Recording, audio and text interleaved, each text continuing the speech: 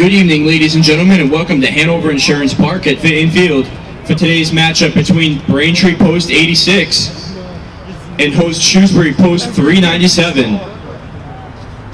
We will now announce the starting lineups and reserves for both teams, starting with Braintree. First for the reserves, number 3, Kyle Roach. Number 4, John Tellier. Number 9, Jack Andrews. Number 16, Kyle Gray. And now for the starting lineups. The right fielder, number 5, Billy Sylvia. The catcher, number 6, Alex Kennedy. The designated hitter, number 21, Sean Casey. The first baseman, number 17, Joe Vanelli. The left fielder, number 7, Cole Flannery. The second baseman, number 20, Steve Burns. The center fielder, number 12, Jackson Duffy. The third baseman, number 11, Nolan Freeman. The shortstop, number 1, Justin Adams. And the pitcher, number 19, Matt Tenney. And now for Shrewsbury Post 397. First for the reserves, number 26, Louis DeVolio. Number 27, Dylan Degon. Number 10, Kevin Hummer. Number 3, Nick Martin. Number 4, Matt Matero. Number 32, Joe Sacco. Number 17, Pat Shaughnessy. And number 21, Matt Stansky. We will now announce the starting lineups. The center fielder, number 16, Adam Twitchell. The second baseman, number 12, Casey Boudreau. The shortstop, number 14, David Turco. The catcher, number 23, Jack Gardner. The designated hitter, number 13, Pat Galvin. The right fielder, number 2, Tom Michella. The first baseman, number 11, Dylan Zona. The third baseman, number 29, Thomas Q. The left fielder, number 5, Christian Jordan. And pitching, number 22, Parker Brown.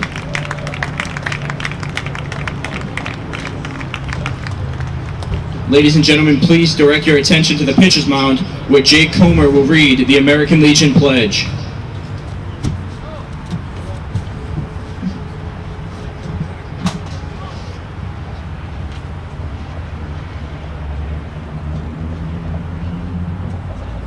Everyone uncovered. I will ask all ball players, umpires, coaches, anyone officially connected with American Legion Baseball, if you repeat after me. I will keep the rules. I will keep faith with my teammates. I will keep my temper. I will keep myself fit. I will keep a stout heart in defeat. I will keep my pride under in victory. I'll keep a sound soul, a clean mind, and a healthy body. I ask everyone in attendance, please face the colors of our nation and give the proper salute according to the flag code of the United States, which everyone should have their hand over their heart, or any military personnel, the hand salute. And I turn this over to this beautiful lady for the Star Spangled Banner. Oh, say, can you see that the dawn's early light, what so proudly we hailed at the twilight's last gleaming, whose broad stripes and bright stars through the perilous fight o'er the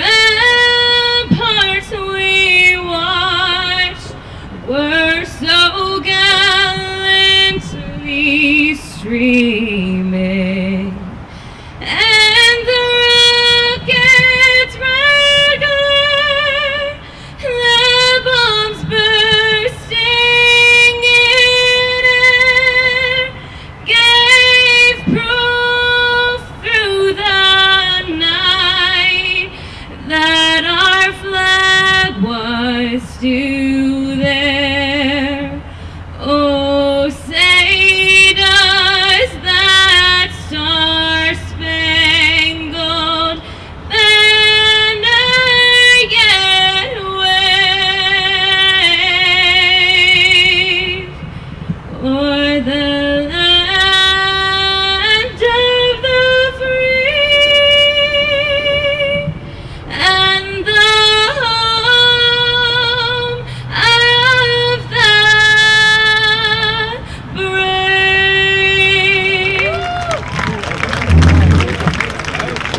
Thank you to our national anthem singer, Michaela Hummer.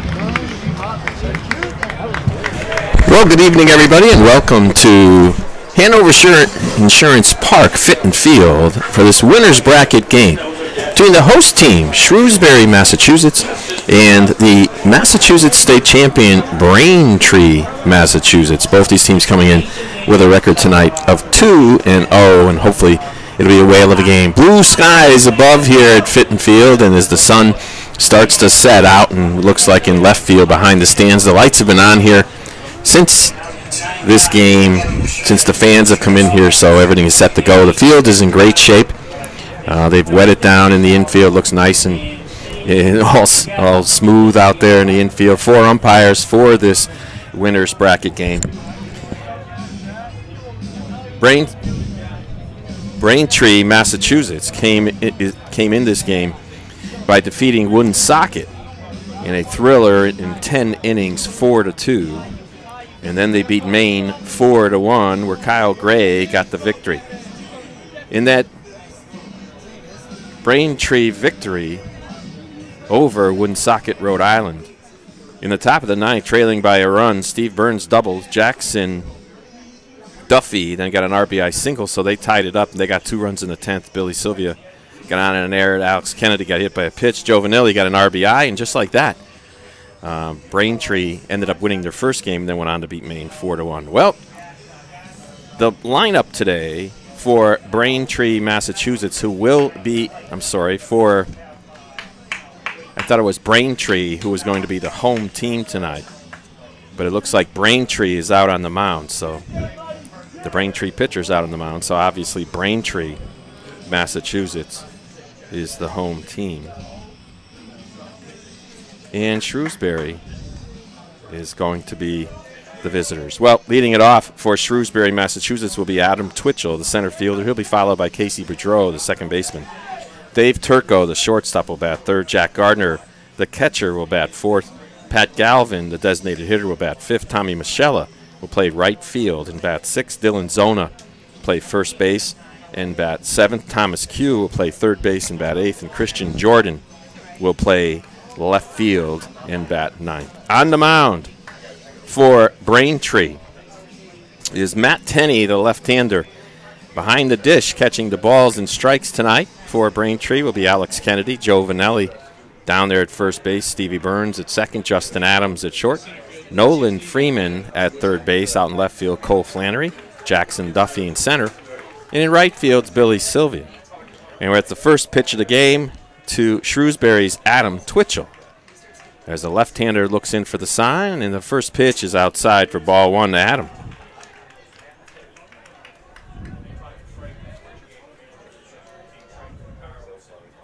Twitchell comes into this game with a 3. He's 3 for 9 so far, and that's ball two outside. Well, that Shrewsbury team came out firing yesterday when they downed Stamford by the score of 4-2. And there's a strike right over the heart of the plate. So it's 2 balls, 1 strike now to Twitchell. Big ballpark here at Fit and Field. Left field line 332. And there's strike 2. 386 in center field. 373. There's 2 rather. Out in deep right center near the scoreboard. 313 down the right field line. And here's the 2-2 pitch. There's a ground ball in the infield. Gets through, but it's knocked down by the shortstop before it does. Justin Adams gave it a diving attempt, but Twitchell, just like last night's game, is aboard with the leadoff runner on here in the top of the first inning. So Shrewsbury strikes first, getting a base hit. Up now comes Casey Boudreau, the second baseman. And here's the pitch from Tenney, and it takes the outside corner for strike one. And here's the 0-1 pitch, and see if Shrewsbury tries to take off or see if they'll run. Just like last night, they tried to jump out to get a base to get on the board quickly, and we'll have to see if they can here tonight. And now Tenney comes in, and he pitches. There, the runner goes. Here's the throw to second. It's a one bouncer. Did they get him? Yes, they did. He's out stretching. And a nice throw that time, even though it was under one bounce by Alex Kennedy, and Stevie Burns made the tag over there for the first out of the game. So Twitchell, unlike last night where he was able to come around the base paths, tonight is out at second base and scored that one 2-4 on the throw. There's a ground ball to third, backhanded by Freeman. Long throw across the diamond to Joe Vanelli, and that's the second out of the game. So scored that one 5-3. And there's 2 up, 2 down here in the top of the first inning for Shrewsbury. And Dave Turco comes in, the shortstop, and he's batting right around an even stance, deep in the batter's box. And here's the first pitch to him. Curveball in there for a strike. Well, the Shrewsbury team came into this game. Team batting average was .282. They were second in the tournament so far. Here's the 0-1. It's down low, blocked well by Kennedy. And this Braintree team comes in with a batting average of .275. They were third in the tournament. For pitching, they're both 1-2 with Braintree being on top and Shrewsbury being second. Braintree comes in with an ERA of 1.42, Shrewsbury 1.50. They're both only committed 1 error in their first 2 games. As now it's 1 ball, 2 strike now to Dave Turco, the shortstop from Shrewsbury. Here's the pitch. It's outside. Ball 2, The count evens. 2 balls, 2 strikes, 2 outs. If you just joined us, we're in the top of the first inning here at Fitton Field in Worcester, Massachusetts. And here's the 2-2 pitch. Curveball. That's outside. It floated up, but he swung at it, and that'll do it. Strike 3 called as the Braintree catcher tosses the ball up in the air. And that'll do it for the top of the first. 3 up, 3 down, with the throw out there is. And for Shrewsbury, they come up empty here in the top of the first. We'll be back with the bottom of the first inning after these important messages from American Legion. The American Legion. We're a powerful force for the nation. We're the largest veterans service organization in the nation. We're committed to making sure all veterans receive the benefits they deserve for the sacrifices they've made in service to America. If you're a veteran in need of help or support, please contact us. Go to legion.org to find out more about the American Legion's commitment of service to America. The American Legion. We're a powerful force for the nation. We're the largest veterans service organization in the nation. We're committed to making sure all veterans receive the benefits they deserve for the sacrifices they've made in service to America. If you're a veteran in need of help or support, please contact us. Go to legion.org to find out more about the American Legion's commitment of service to America. All right, we're in the bottom of the first inning. As Braintree is going to come up to the bat for the first time for Shrewsbury, Mass. On the mound is Parker Brown as he's taking his warm-ups with Jack Gardner behind the plate today for Shrewsbury.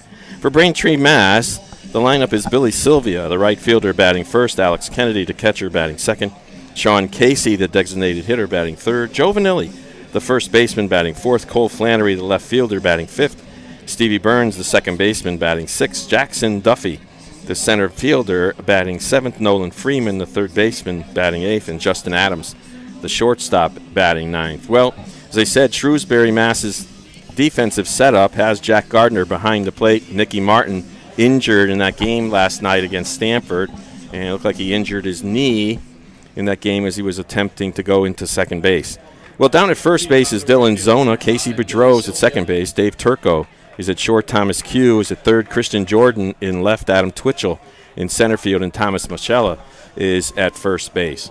So here comes the first pitch from Parker Brown, and it's inside for ball one.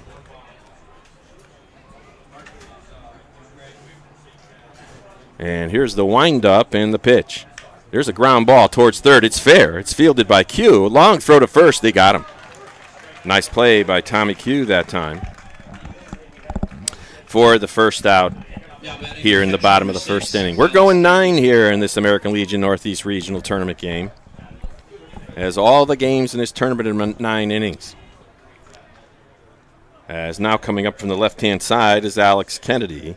Alex is basically a pull hitter as that first pitch goes outside for ball 1.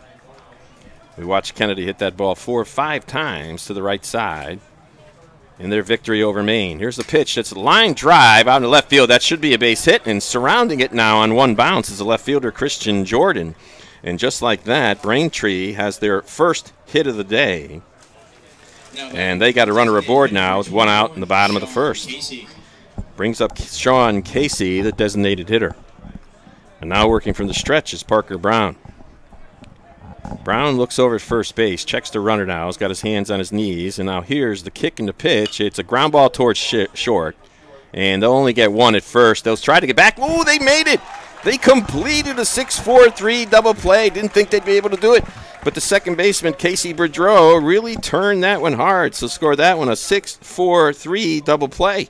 And just like that, Braintree is erased here in the bottom of the first innings. They come up scoreless, no runs, 1 hit, no errors, and nobody left on base. We'll be right back with the top of the second inning after this. SportingNewsCT.com is now streaming your team's big game. SportingNewsCT.com is Connecticut's broadcast home for high school sports, college sports, and American Legion baseball. Whether it's football, soccer, basketball, hockey, baseball, softball, or lacrosse, we stream it live. Can't watch the game live? Then check out our on-demand rebroadcast. Want a keepsake? Download an audio broadcast or order a DVD. There's more. SportingNewsCT.com features interviews with coaches, players, and administrators. The game's on. SportingNewsCT.com. The American Legion. We're a powerful force for the nation. We're the largest veterans service organization in the nation. We're committed to making sure all veterans receive the benefits they deserve for the sacrifices they've made in service to America.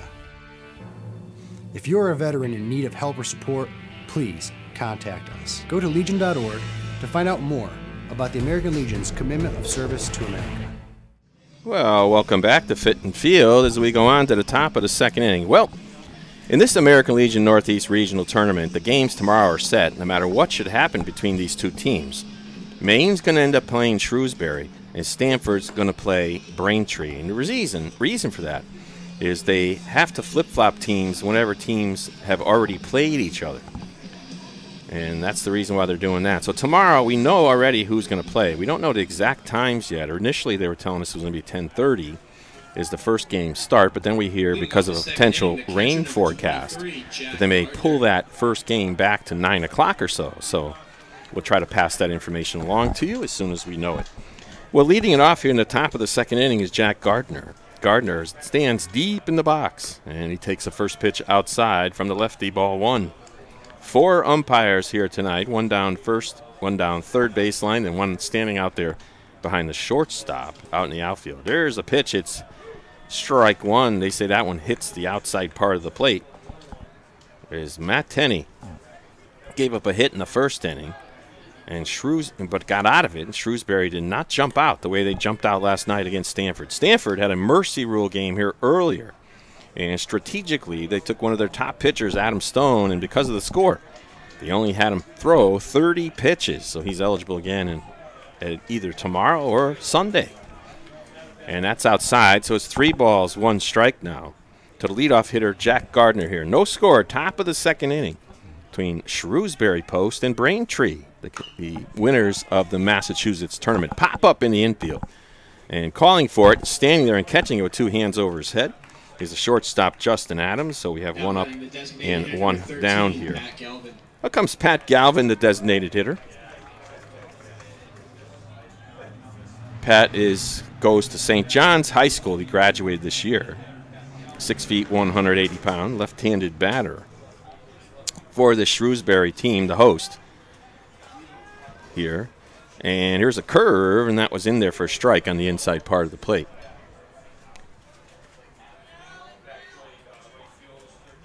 And here's the 0-1, and that's right over the plate again for another curve. Pat Galvin comes into the game Only 1 for 3 on the tournament so far. He has 2 total bases.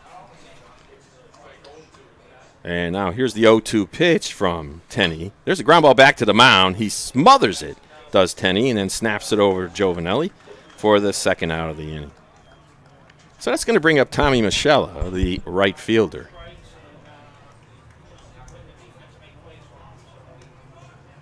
Now batting the right fielder, number 2, Tom Michella. And Michella steps in. And he has that open stance down there. He wiggles that aluminum bat over his head, all aluminum bats. That one's way inside and goes to the backstop. Just a little inside, as they say in Bull Durham, as Matt Tenney then steps back on the rubber. He works basically from the middle of the rubber, and he deals. There's a chopper foul behind the batter, and it's going to be a 1-1 count now on Michella.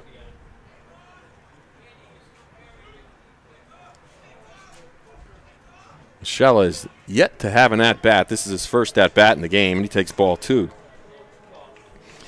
So Shrewsbury having to jostle or juggle their lineup around a little bit with the loss of Nicky Martin. And we wish him well and hope that that injury wasn't serious. And there's the ball, just missed low. But they ended up pulling in their catcher, Jack Gardner, who was in the game last night, did a very good job for Shrewsbury. And there's a foul ball out of play. Well, the winning pitcher yesterday was Kevin Hummer. He pitched really well last night. Hummer pitched 6 innings. And there's the ball outside. That's ball 4. So Michella has a 2-out walk. As I said, Hummer pitched well. Gave up 3 earned runs. Only gave up 3 hits, but 2 of them were home runs. One of them over the left field fence and the other one an absolute monster home run over the right center field fence here by 2 Stanford hitters. But other than that, they only got a sole single and they only give up 3 hits. Here's the pitch now to Dylan Zona. And Dylan takes strike 1.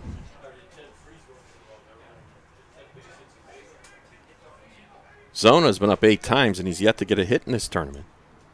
Working from the stretch now, a high kick, and there's strike 2.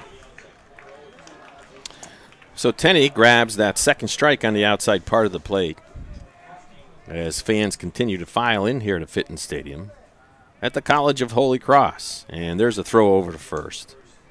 And getting back standing up was Michella. Tenney looks in for the sign from Alex Kennedy. He nods his approval of it. The runner doesn't go, and here's a ball outside. Usually 0-2, you'll see a fastball from a pitcher. That's one of the reasons why coaches may not send the runner with an 0-2 pitch. A little bit easier to throw a runner out with a fastball than a curveball. And here's the throw over to first again. Getting back standing up again is Michella. As the cars and semi-trailers and all kinds of tractor trailers ride on I-290 way out there in left field, about 150 feet. There's the throw to first. They got him. And they got him on the back, but they got him leaning, and that's all you have to do. As Michella was picked off on a great move by the lefty Matt Tenney. And that'll do it here for Shrewsbury in the top of the second inning. No runs, no hits, no errors. Nobody left on base. We'll be back with the bottom of the second inning. We're scoreless here at Fitton Field between Shrewsbury, Massachusetts and Braintree, Massachusetts. SportingNewsCT.com is now streaming your team's big game. SportingNewsCT.com is Connecticut's broadcast home for high school sports, college sports, and American Legion baseball. Whether it's football, soccer, basketball, hockey, baseball, softball, or lacrosse, we stream it live. Can't watch the game live? Then check out our on-demand rebroadcast. Want a keepsake? Download an audio broadcast or order a DVD. There's more. SportingNewsCT.com features interviews with coaches, players, and administrators. The game's on. SportingNewsCT.com. I never realized how much the American Legion did in our community until I was overseas and my family needed help. The Legion was there, taking care of things I couldn't, and they asked nothing in return. I guess it's because they know what I'm going through. They've been here before, and when I looked into it, I discovered that there was a way for me to continue to serve my fellow veterans and my community through the American Legion. That's why I joined. Well, we're moving on to the bottom of the second inning. Braintree, Massachusetts, going to send up Joe Vanelli, Cole Flannery, and Steve Burns on this beautiful evening here in Worcester, Massachusetts. You can see that beautiful football field way out there in right field where the College of Holy Cross Crusaders play their games. And here's the first pitch to the left-handed hitting Vanelli, and it's outside for ball one. As I said before, Vanelli was really the hero of that first game, as he got an RBI double to put his team ahead in the 10th inning, and then pitched to close it out in the bottom of the 10th, shutting down Woonsocket, Rhode Island. Ended up winning 4-2 in 10 innings, and then there's the ball outside, so it's 2-0. A dangerous hitter is Vanelli, the number 4 hitter in their lineup. Here's the pitch. That one's a strike. Good hard fastball that time by Parker Brown.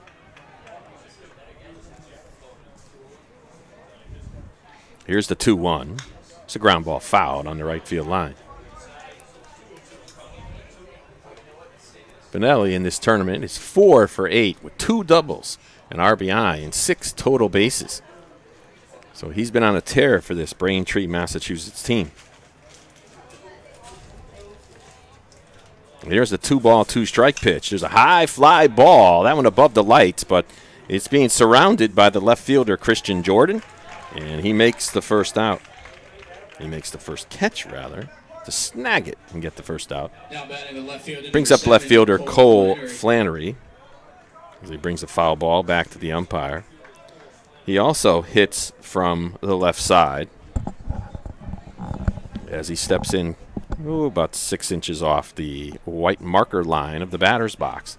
The right-hander deals down and in, so it's 1-0.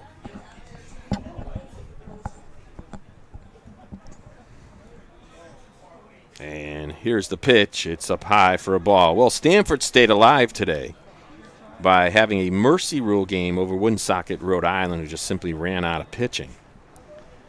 And there's a high sky ball in the infield. Surrounding it's the second baseman, shortstop. Who call it? Now the shortstop calls off the second baseman. Dave Turco gets the grab.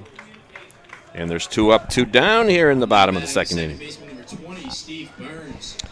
Well, up comes Steve Burns. Steve was the one who got a 1-out double in the top of the 9th inning and scored the tying run as he takes ball 1 down low in the dirt.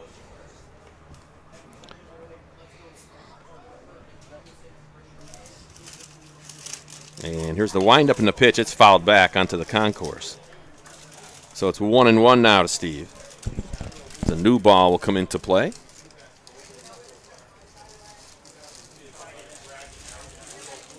And here's the 1-1. Curveball, pretty pitch, swing and miss by Burns as he tried to pull that ball and swung out in front of it.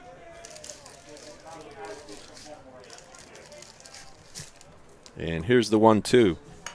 Check swing, and it's a roller to first, and it just goes foul before the first baseman can get it. Zona would have liked to catch that one before it went foul, but hit the lip of the grass and then scooted in foul territory. So Burns stays alive. Steve Burns, 1 for 9 from the tournament, but the one that he did get was a good one. Now it's 2-2. I had a player many years ago coaching named Steve Burns, as well as his brother. There's a high fly into center field, right center field. Circling around it is Adam Twitchell, and he makes the catch. Score that one F8, if you like to write in the scorebook. So there's 1, 2, 3 goes down Braintree here in the bottom of the second inning. And we'll be back at the top of the third. Shrewsbury coming to bat. I never realized how much the American Legion did in our community until I was overseas and my family needed help. The Legion was there, taking care of things I couldn't, and they asked nothing in return.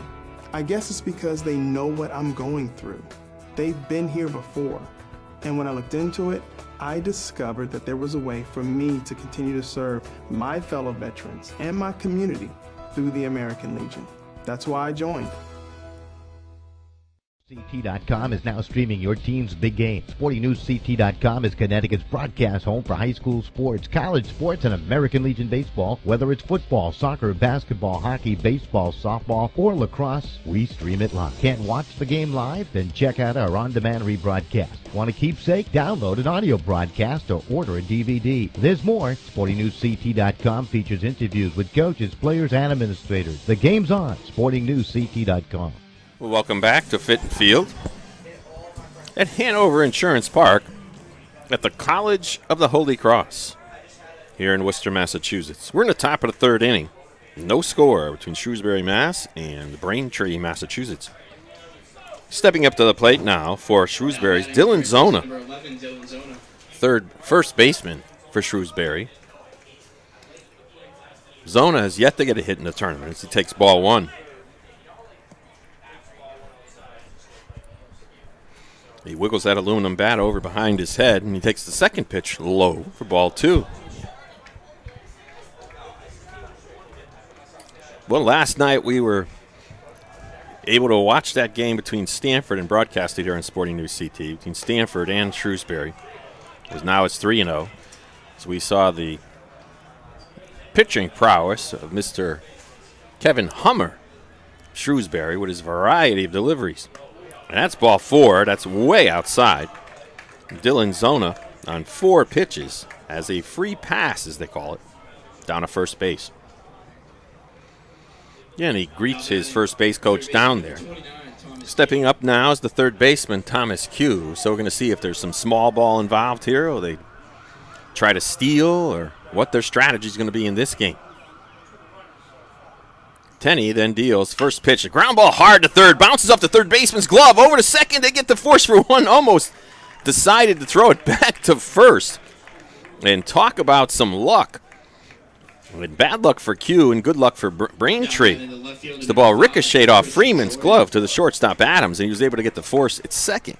Throw back to first was not in time, so score that one a fielder's choice, 5-6-4.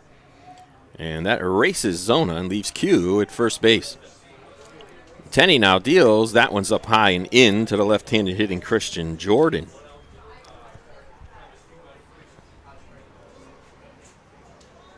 Christian Jordan is 2 for 6 in the tournament. As Tenney looks over, now he deals. Curveball outside. 2-0. So after he walked the first batter on 4 pitches, Thomas Q then hits into a 5-6-4 fielder's choice. Now inching off first is Q. Tenney's looking straight at him, just staring at him, holding the ball. Now time is called by the batter and given by the home plate umpire. Balls have a tendency to travel in this park to left field once the ball gets skied up above the lights. And there's the pitch, the fastball, and it's low. 3-0. Taking all the way was the number 9 hitter, Christian Jordan.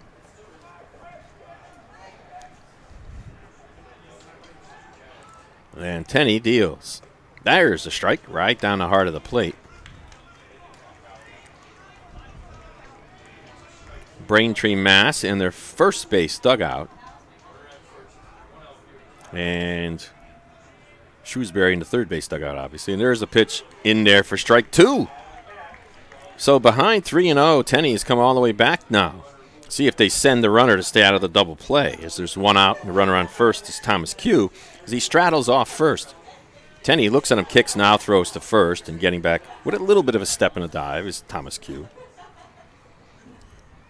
Q then, standing on first now, gets his sign from the third base coach and starts to straddle off. 1 step, 2 steps, now 3.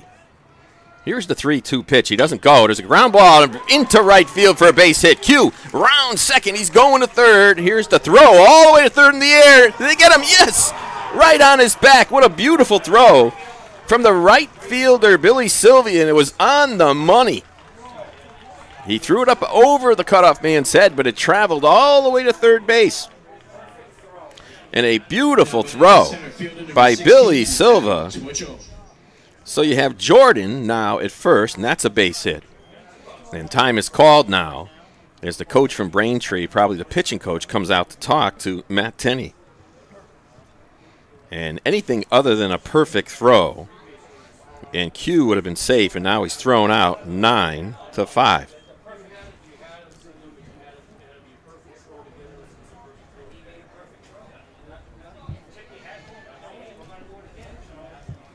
And now stepping up to the batter's box is Adam Twitchell for the second time today with a runner only at first base.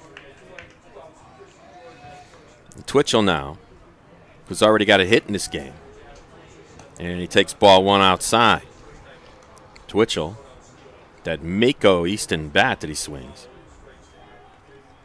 He wiggles that green and black bat around the batter, around his helmet. I think those colors are just for marketing. There's a fly ball to left field, and coming in to try and dive and get it is the left fielder Flannery. He made a basket catch as he came running in. So that'll do it here in the top of the third inning. Well, some excitement here in the top of the third as Shrewsbury, Massachusetts gets a hit. They get a runner, throw it out at third, and then the side is retired on that soft liner out to left field.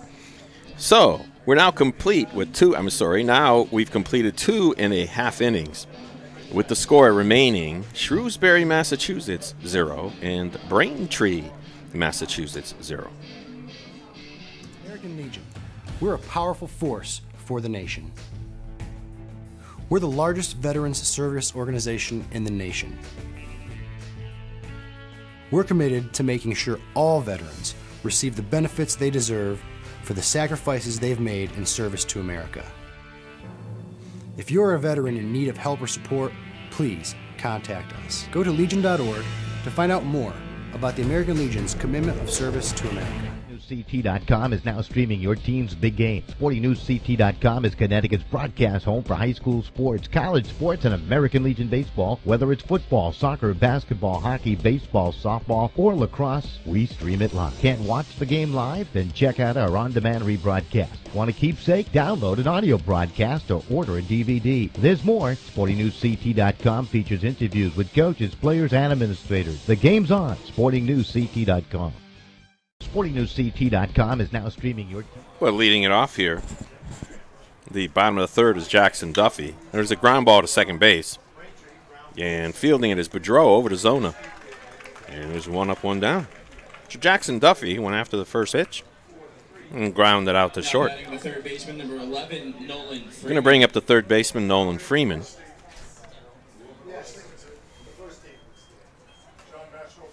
Freeman is 2 for 7 in the tournament for so far. And he takes a fastball outside, ball one.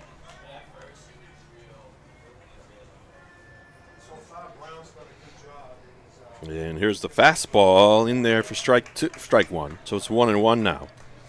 As Parker Brown snaps that fastball right on the inside part of the plate. Now the windup and the pitch in there almost hit him. Ball goes to the backstop, and it's 2-1. There's one out now, and we're in the bottom of the third. And here's the pitch, and it's low, so it's 3-1. Brown so far has only given up a single hit to Alex Kennedy, who was erased on a double play. There's a strike, so it's 3-2. So we have a full count now to Nolan Freeman. And here's the windup in the pitch. There's a foul ball off the catcher's mask.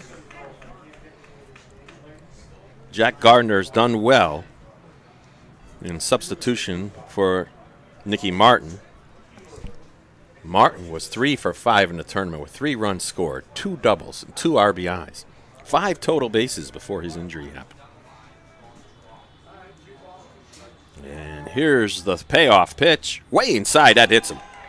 Not going to matter much because it might be scored as a hit by a pitch, but it would have been ball 4 anyway. So anyway you look at it, Braintree has a runner on first with 1 out. And up comes the number 9 hitter, Justin Adams.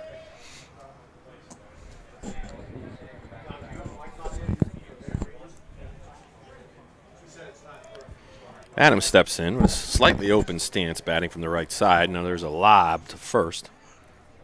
Try to keep Freeman close, does Parker Brown. Brown looks in for the sign, checks the runner at first. It's Freeman. Kicks and deals. There's a ground ball back to Brown. Over to shortstop for one. And back to first. They don't get him in time.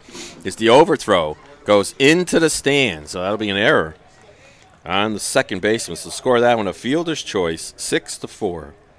E4. And now we got a runner down at second base. Now batting the right fielder, number 5. First error for Shrewsbury, and now a runner's in scoring position, which could have been inning-ending double play, but it was slowly hit to the pitcher. He threw a low throw to second base, which is part of the reason why the fielder had to hurry it. And now up comes Billy Sylvia. Made a nice throw from right field to third last inning to nail Thomas Q at third base. So it's 1-0 now to Billy Sylvia. And kick and deal by Brown is up and in, so it's 2-0. Well, with no outs in a 3-2 pitch, Nolan Freeman was hit by a pitch, and now he's straddling off second base on an overthrow and a fielder's choice. Parker Brown, tall right-hander, comes set now, checks the runner, kicks and deals. That one is a strike on the inside part of the plate. And that one's very difficult to hit, as that was on the inside part of the plate. Not much you can do with that.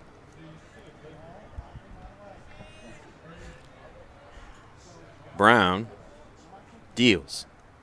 There's a fly ball on the right field line. That's when they're going to carry foul out into the stand. And it bangs into the aluminum seats down the right field line, out of play. You see all the cars whizzing by out there on I-290 out in left field.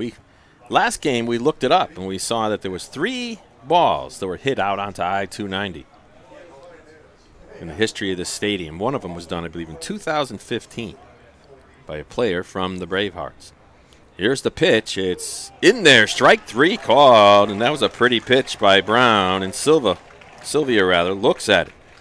So there was no runs, no hits. There was an error, and there was one runner left on base for Braintree, Mass. We finished a third of the game here, and the score remains Shrewsbury 0, Braintree, Mass 0. The American Legion. We're a powerful force for the nation. We're the largest veterans service organization in the nation. We're committed to making sure all veterans receive the benefits they deserve for the sacrifices they've made in service to America. If you're a veteran in need of help or support, please contact us. Go to legion.org to find out more about the American Legion's commitment of service to America. Big game. SportingNewsCT.com is Connecticut's broadcast home for high school sports, college sports, and American Legion baseball. Whether it's football, soccer, basketball, hockey, baseball, softball, or lacrosse, we stream it live. Can't watch the game live? Then check out our on-demand rebroadcast. Want a keepsake? Download an audio broadcast or order a DVD. There's more. SportingNewsCT.com features interviews with coaches, players, and administrators. The game's on. SportingNewsCT.com. SportingNewsCT.com. Well, we're going on now to the top of the 4th inning. We've got a good game here between Braintree, Mass. and Shrewsbury. Shrewsbury's the host team. They've done a great job hosting this Northeast Regional American Legion Tournament. Teams vying to see who goes to the American Legion World Series in Shelby, North Carolina. The teams that have been eliminated so far in this tournament are Rochester, New Hampshire, Franklin County, Vermont, West Hartford, and Woonsocket, Rhode Island. So there's only 4 teams left. And because of who played who prior to this, it's already been determined who's playing who tomorrow, no matter who wins this game. Well, Matt Tenney now will face Casey Boudreau, Dave Turco, and Jack Gardner. And the first pitch is in there for strike 1 to Casey Boudreau. Here in the top of the 4th, a scoreless game. Matt Tenney winds up and deals. There's a line drive. Good solid base hit to left. Gets out on 3 bounces to Cole Flannery. We got a leadoff single here in the top of the 4th. That's I believe, the 4th hit of the game. The shortstop, number 14, David Turco. Or actually the 3rd hit of the game for Shrewsbury. And now with nobody out, the number 3 hitter, Dave Turco, the shortstop, is up, who struck out already in this game. Matt Tenney now kicks and delivers. That one's outside as he turned that one over a little bit too much. So the count is 1-0. Turco looks in for the sign. Now comes set. Feet are about a foot apart, way inside. Nearly clipped the batter. He has to shift that concentration from the runner on first. The batter at home really quickly. Not allowed a runner to allow him to lose that concentration. Just a deep fly ball to center field, but going way back there is Jackson Duffy, and he makes the catch about 350 feet away.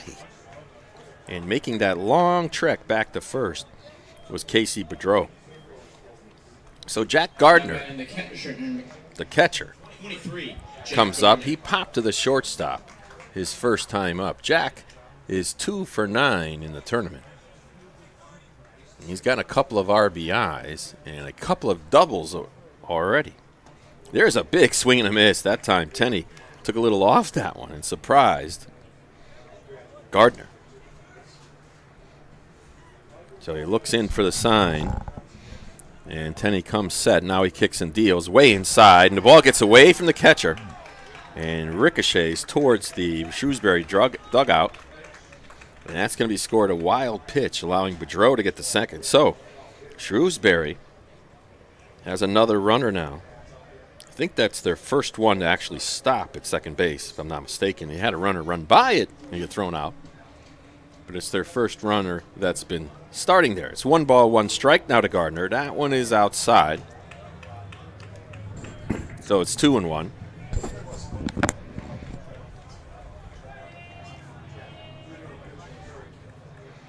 And there's the 2-1. Swing and a miss. Big cut that time as Gardner tried to put that one on I-290 and failed, as he swung right through it. So it's 2 balls, 2 strikes now to Jack Gardner. Gardner, those red and white batting gloves. Here's the pitch. Takes it low. Just missed outside. Count is full now.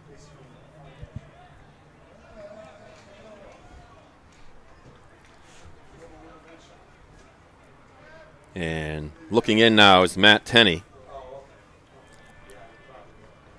And there's the pitch. Swing and a miss. Strike 3.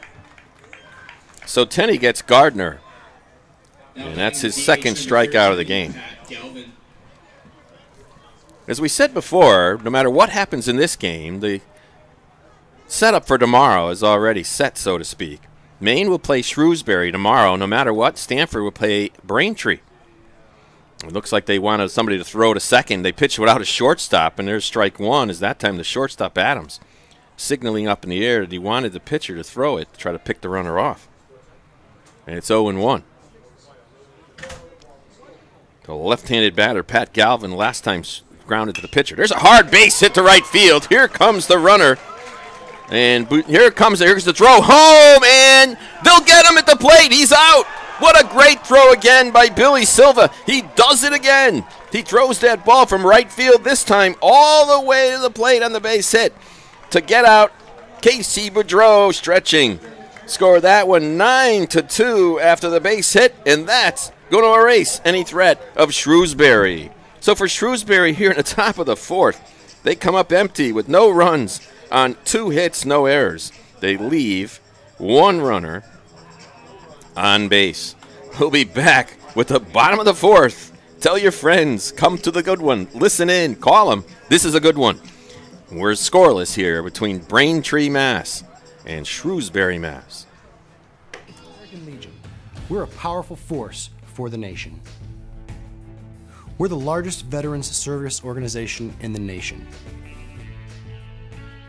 We're committed to making sure all veterans receive the benefits they deserve for the sacrifices they've made in service to America.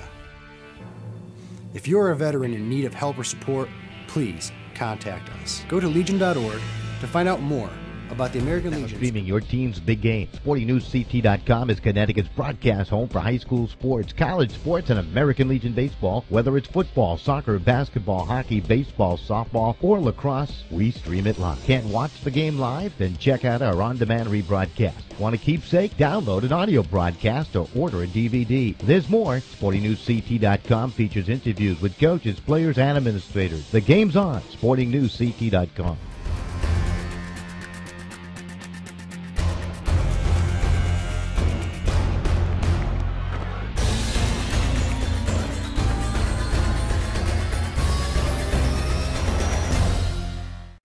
Well, we move on to the bottom of the fourth.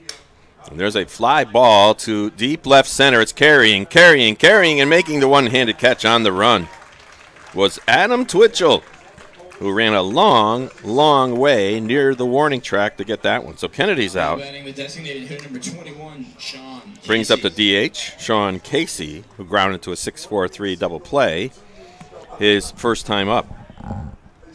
Well, so far the defensive player of the game has been Billy Sylvia. He's thrown a runner out at third, and now has thrown a runner out at the plate on two rockets, two laser beams that he threw right to the bag. In the first pitch now, Sean Casey's in there for a strike, so it's 0-1. Here's the pitch outside, another fastball away. Parker Brown has pitched pretty well so far. Only given up one hit. And there's ball two. So it's 2-1 now to Sean Casey, the DH. And here's the 2-1. There's a fly ball to right field. Circling around, it's Tommy Michella, and he makes the one-handed catch. So two fly balls in a row. 17, Joe Vanelli. I think that's their third fly ball, surrounded by a pop-up, so you got 4 times they hit it up in the air. It's going to bring up Joe Vanelli, who flied to left his first time up.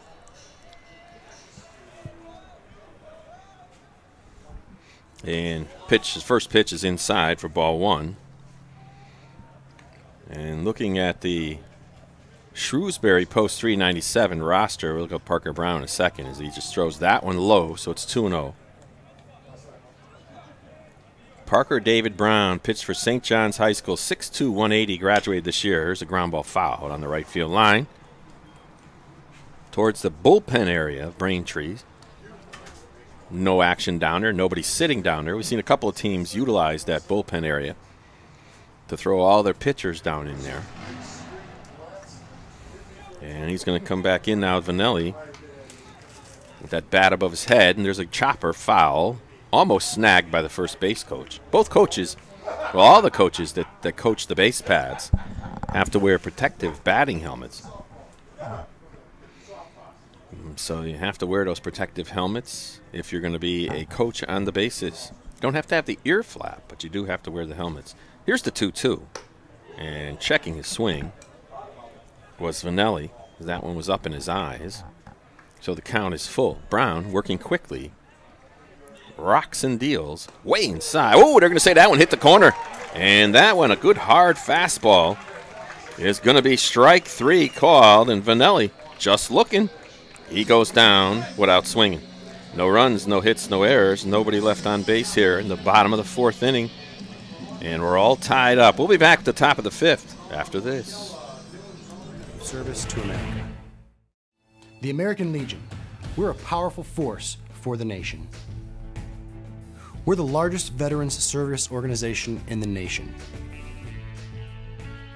We're committed to making sure all veterans receive the benefits they deserve for the sacrifices they've made in service to America. If you're a veteran in need of help or support, please contact us. Go to legion.org to find out more about the American Legion's commitment of service to America.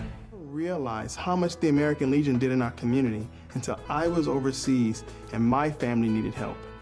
The Legion was there, taking care of things I couldn't, and they asked nothing in return. I guess it's because they know what I'm going through. They've been here before, and when I looked into it, I discovered that there was a way for me to continue to serve my fellow veterans and my community through the American Legion. That's why I joined. I never Welcome back to Fit and Field. here at Hanover Insurance Park at the College of the Holy Cross.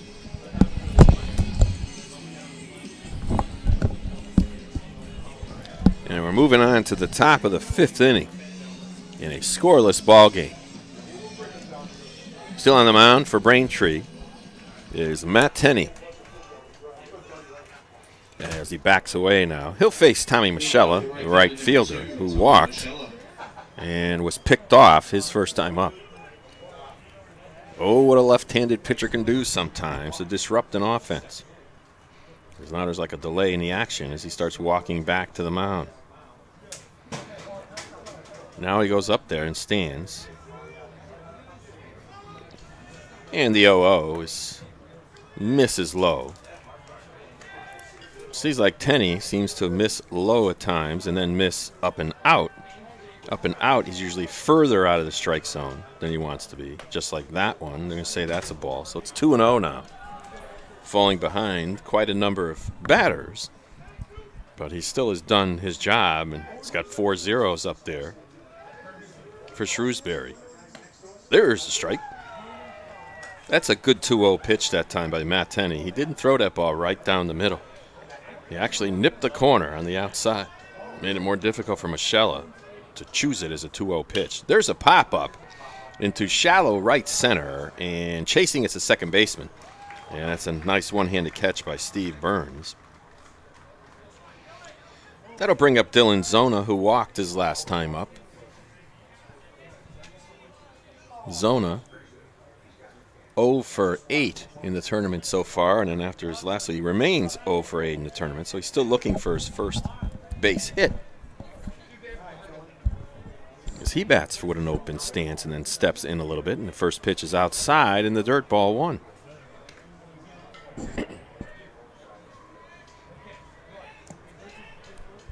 Tenney fixes his hat first, now winds and delivers. Popped up in foul ground, chasing it. First baseman Vanelli, will he have room? And he does, but he doesn't catch it. It was right at the edge of the fence and went in his glove and out. And that fence there, he was probably thinking about that a little bit as he ran towards it, but catchable ball, but just couldn't make it. That gives Zona from new life, as they say. 1 ball, 1 strikes now to Dylan. And here's the pitch. Curveball, that was a base hit up the middle. So after he could have been out on a foul pop-up, and I'm sure that makes Joe Vanelli feel even worse, is now Zona's on base with the 4th hit of the game, or 5th hit of the game for Shrewsbury. Brings up Tommy Q, put into a 5-6-4 fielder's choice his last time up. And Matt Tenney looks in for the sign. Now comes set. Not a very big lead at first. He throws the ball. Zona looks over for his sign. He didn't have a big lead on that first pitch. Being very careful now. Tenney has already picked the 1 runner off. And they go over to first, and getting back easily that time was Zona. So Zona finally gets his first hit of the tournament now. Straddles off first. Almost a 3-step lead now. As here's the pitch. It just misses outside. It's 2-0. Or 1-0 rather. Well, looking at the home plate umpire, it might be 2-0. Yes, it is. I thought it was 2-0, but the scoreboard only said 1. To convince me otherwise. Slide step. That one misses. So that time Tenney tried to fool the batter and the runner by slide stepping instead of kicking. So it's now 3-0 though. He's got to throw strikes, or he'll have another runner in scoring position. Tenney deals. That one's right down Broadway. 3-1. See if they try a hit and run or anything like that here. The 3-1 pitch.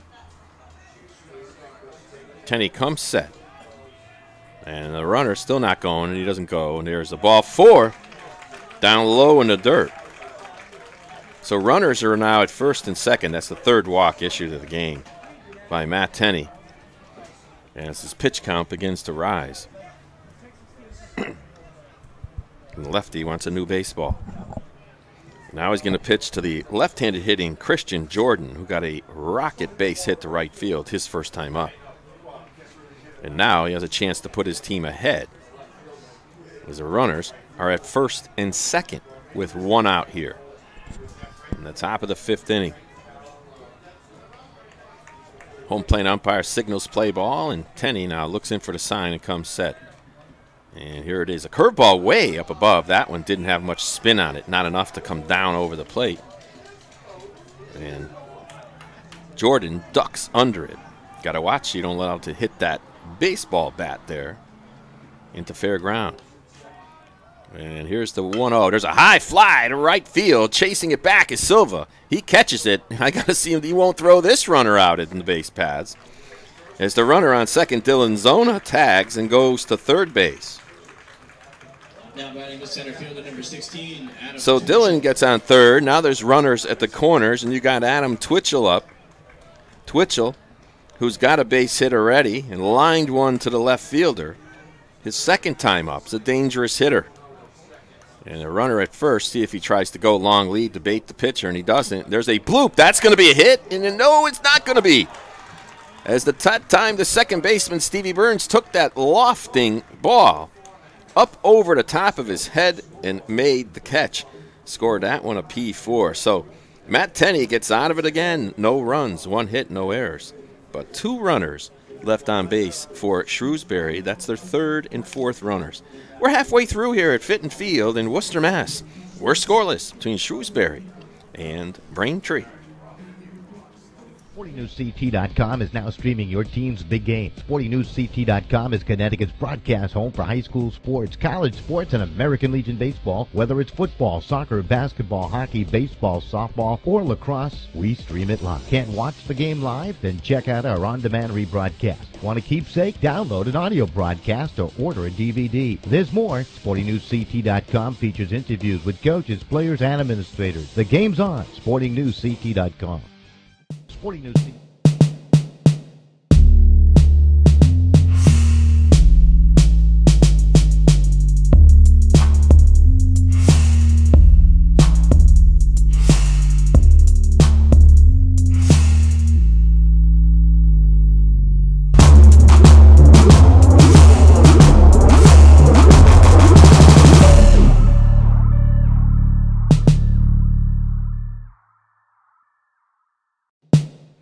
Well, unlike the last game we had here at Fitton Field, which was an absolute slug out and knockout by Stanford over Woodensoccer, where Stanford got 15 hits.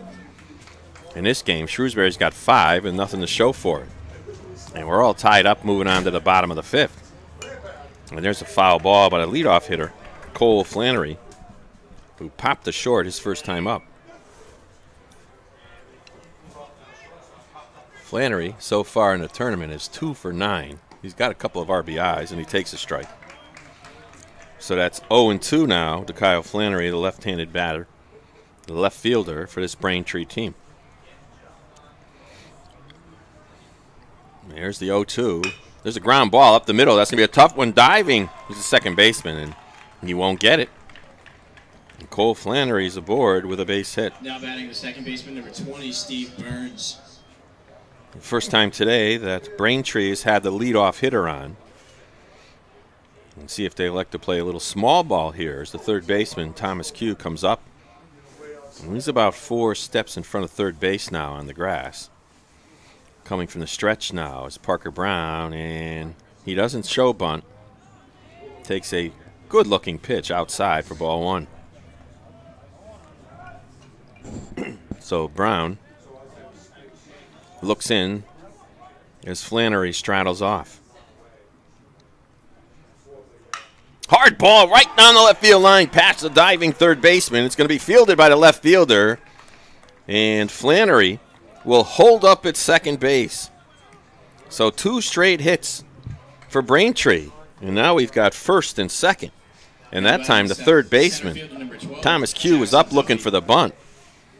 And Burns just ripped it by him. So now you got first and second, and Jackson Duffy comes up, who grounded out to second base his first time up.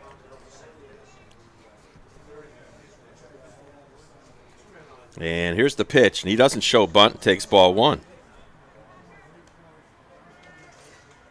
both these teams, well, at least Shrewsbury rather, more of a running team than Braintree.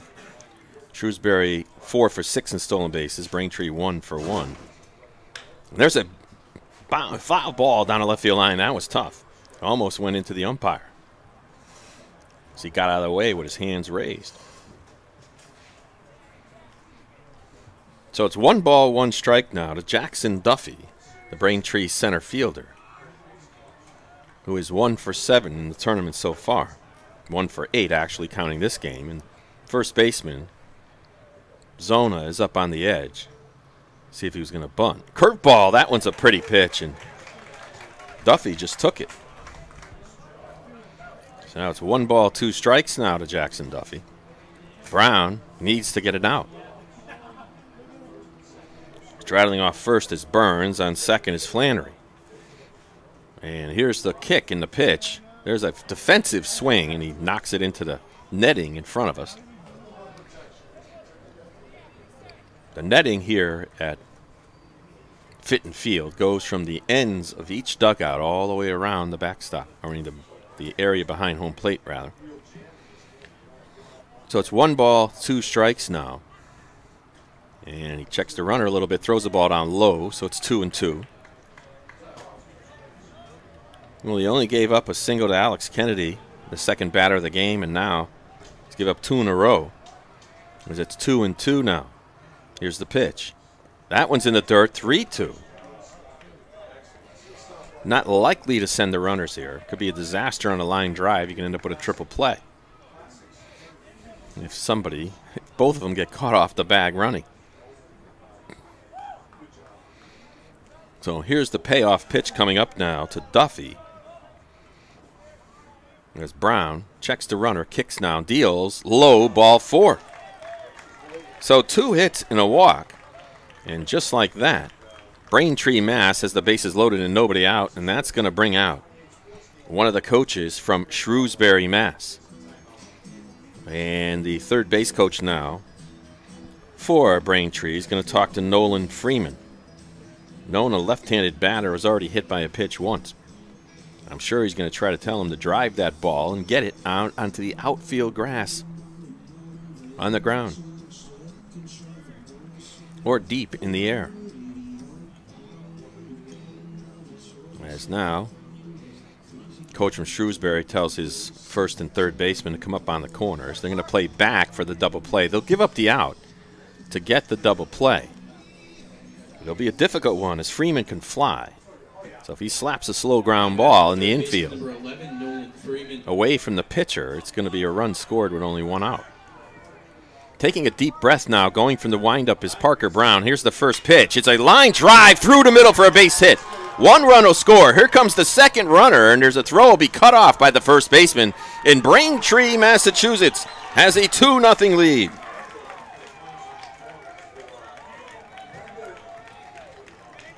So Nolan Freeman with the first pitch offering from Parker Brown knocks in Cole Flannery and Steve Burns.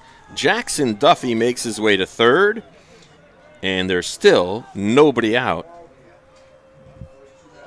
with 2 aboard. And up comes the number 9 hitter. See if they think about squeeze or something here. And here's the first pitch, and the runners are squeezing. It's a fake squeeze, a fake squeeze steal. Very effective play to get a runner down to second base when you have a runner on first and third. Because everybody's worried about the squeeze, and they forget about the runner. So that's a stolen base by Freeman. And the infield has to come up now. Here's a swing and a miss. So it's 0-2 on the number 9 hitter, Justin Adams. All the way up on the edge is Tommy Q, Dave Turco, Casey Boudreau, and Dylan Zona. They want to hold this to a 2-0 lead as time is called. Well, they've got 3 hits in this inning and only a total of 4 hits. As these have been solid hits, too. There's a ground ball back to the pitcher. So they check the runner at third, and Brown lobs it over to first, and there's 1 out. So Brown got Adams where he wanted him and got him to ground out to the pitcher, but that's going to bring up the dangerous Billy Sylvia, So 1 out with runners on second and third is a pretty good time to bunt as well and try a suicide squeeze. Brown will continue to go from the stretch as the infield moves up. And here's the pitch, and there's a ground ball hard to third baseman, gets through. 1 run scores, and will they send the next one? No, as he runs into third. So that's going to be, see how they score that. And it's going to be a hit. So it's an RBI base hit. Duffy scores, and now it's 3-0. And still, there's only 1 out, and there's runners at the corners again. As Freeman's at third, and Sylvia's at second. As it's now 4-0 in favor of Braintree. Way inside, but they're calling down a strike as Duffy that time. Kennedy, rather, was crowding a little bit. So it's going to be strike 1. Brown needs a double play here to get out of it. He's 1 good pitch away from getting it. And he threw to first. They got the runner. They caught him now. Well, they throw long, and instead of having the runner on third go, they throw it to short, and they get the runner out. So Sylvia is out trying to steal and scored that one 3-6. And they were hoping that the first baseman would throw long. That's usually when you have the runner on third break.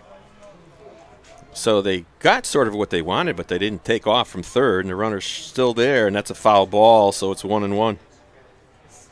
So Alex Kennedy will have to drive him in himself.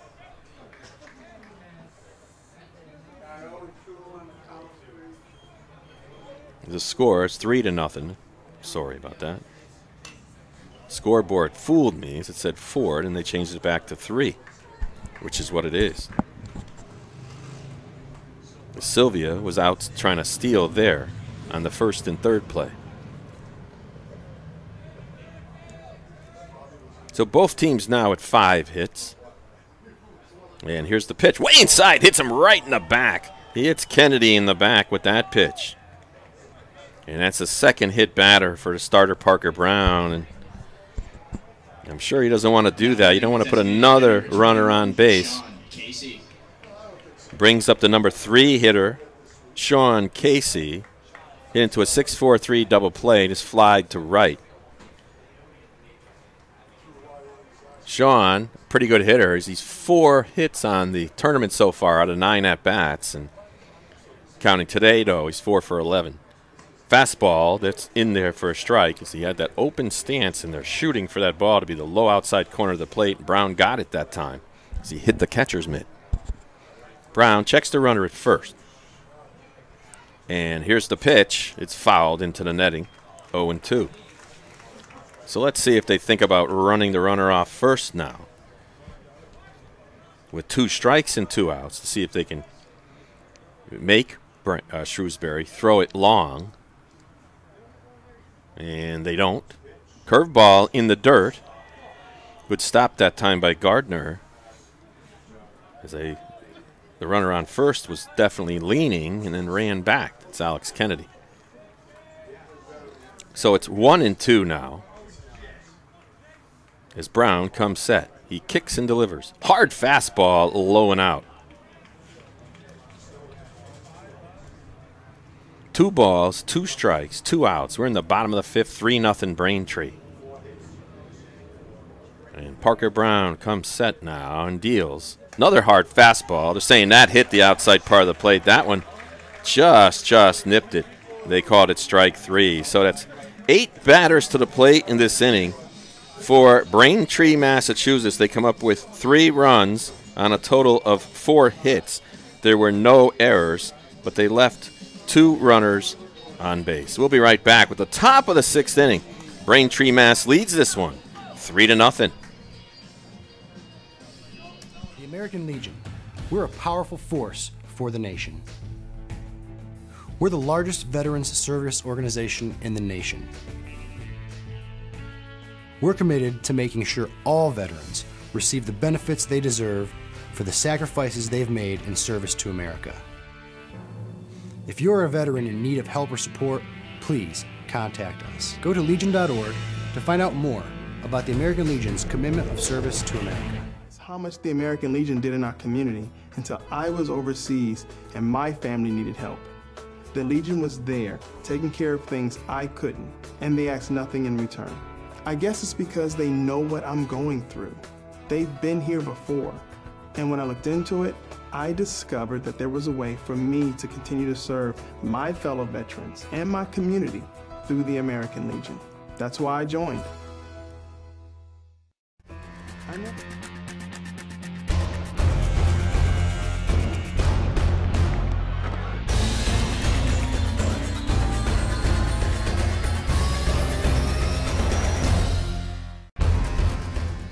Well, Parker Brown for Shrewsbury had thrown a shutout through 4 innings.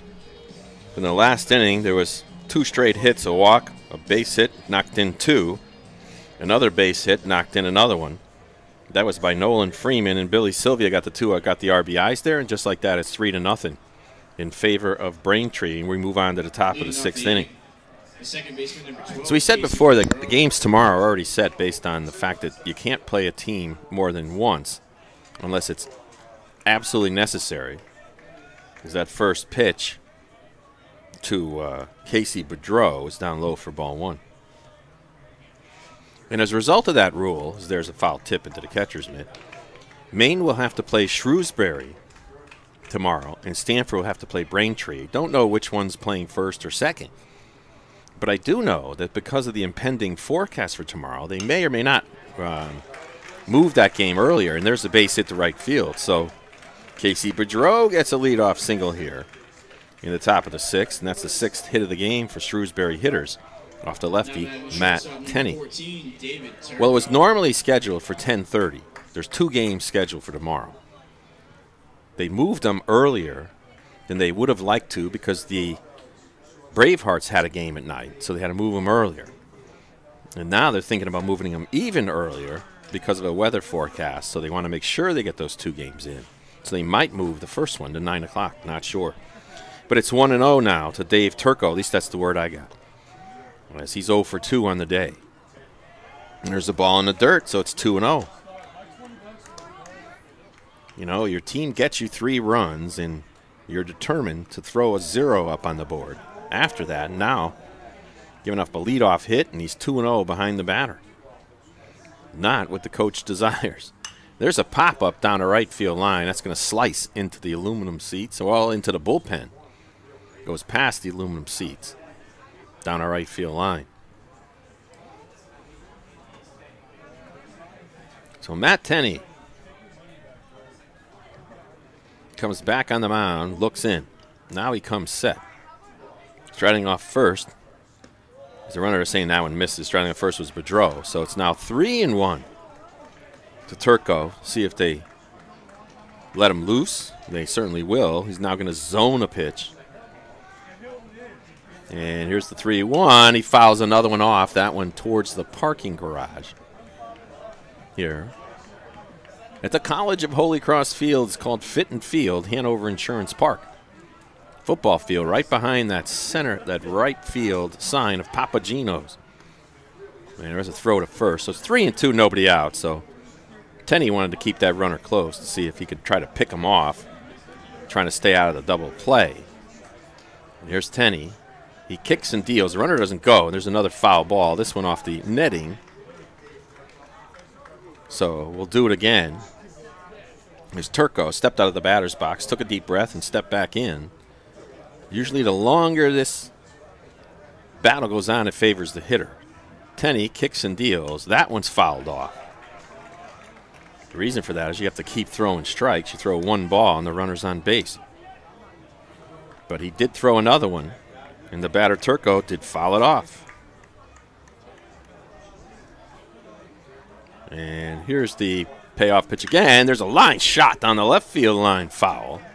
Turco turned on that one, but it's still a foul ball. So 3 straight 3-2 foul balls.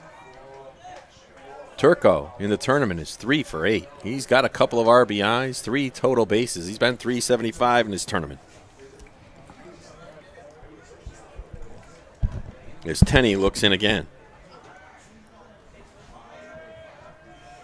And here's the 3-2. took something off of it, and there's a fly ball to left center. Travels out there a bit, but nice play by Jackson Duffy, the center fielder, and there's one out.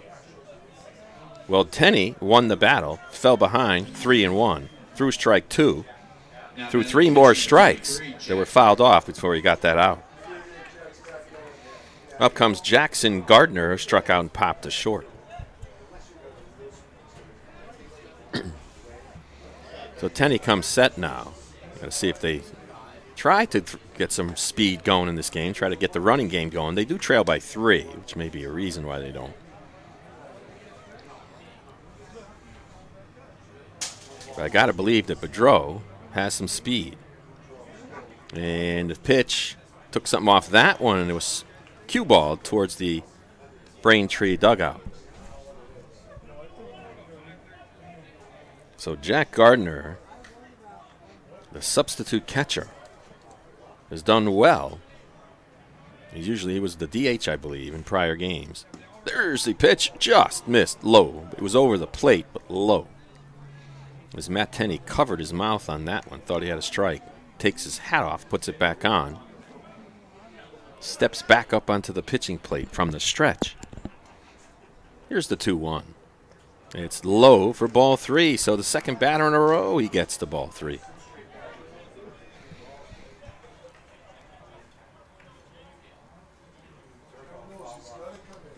And you got to throw it in there now, so it's 3-1. He throws to first to try to see if the runner was going.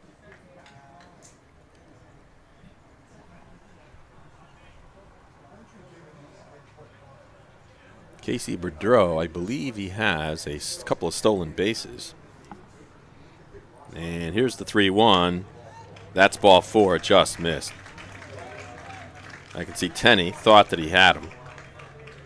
4th walk of the game, and that's going to bring out the Braintree pitching coaches, or pitching coach. Go out to talk to Tenney, because now there's runners on first and second with only 1 out.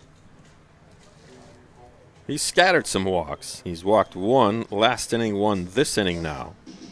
1 in the 3rd inning, 1 in the 2nd inning, so it's almost 1 an inning that he walks. Sometimes those walks can actually hurt the hitting team if you walk the right guy. But otherwise, they're normally a recipe for disaster.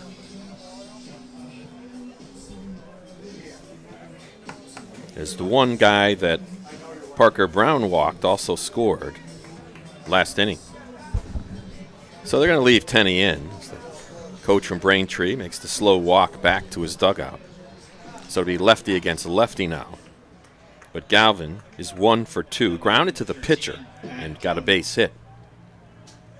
So Pat Galvin digs in with that back foot. And here's the first pitch to him, is in there for a strike. So what the coach always likes is his pitcher throwing a strike after he walks out to the mound. At least makes him good in that aspect. Makes him look good. And here's the spin move to second base, but they don't throw it. No runs, 6 hits, 1 error for Shrewsbury. 3-5-0 on the scoreboard for Braintree. And here's the 1-1 pitch. And it's curved. It's a high fly into deep right center. Chasing it is Sylvia way out there, and he makes the game. He drops it. He dropped the ball. Here's the throw into the second baseman. They're going to hold everybody up. Sylvia ran a long, long way. It looked like he had it, and then he dropped it. That was a long, long run, and see how they scored that.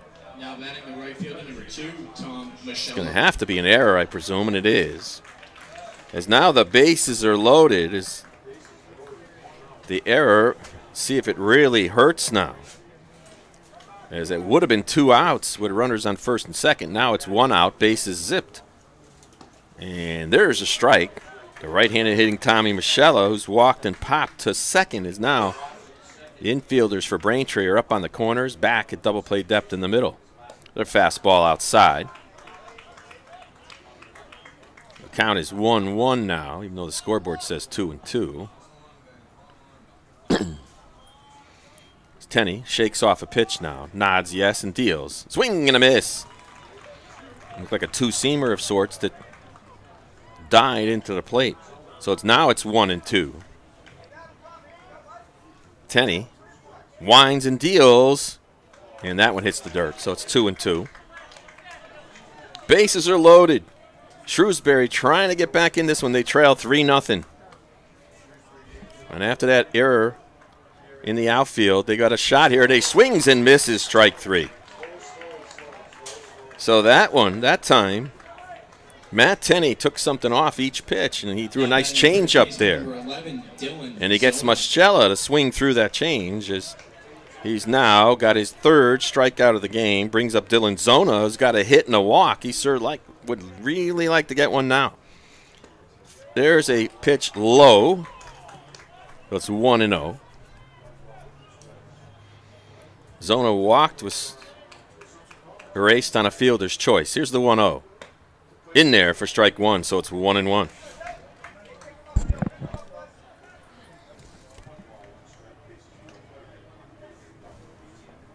And now here's the pitch. There's a hard ground ball up the middle. Diving's the shortstop. He gets the second to force play. They get it. A great play by the shortstop, Justin Adams. And they do it again with their defense. A 6-4 hard ground ball dive by the shortstop, Adams. Flips it over to Burns for the final out of the inning. So again, Shrewsbury comes up empty. There was no runs, only 1 hit. There was an error.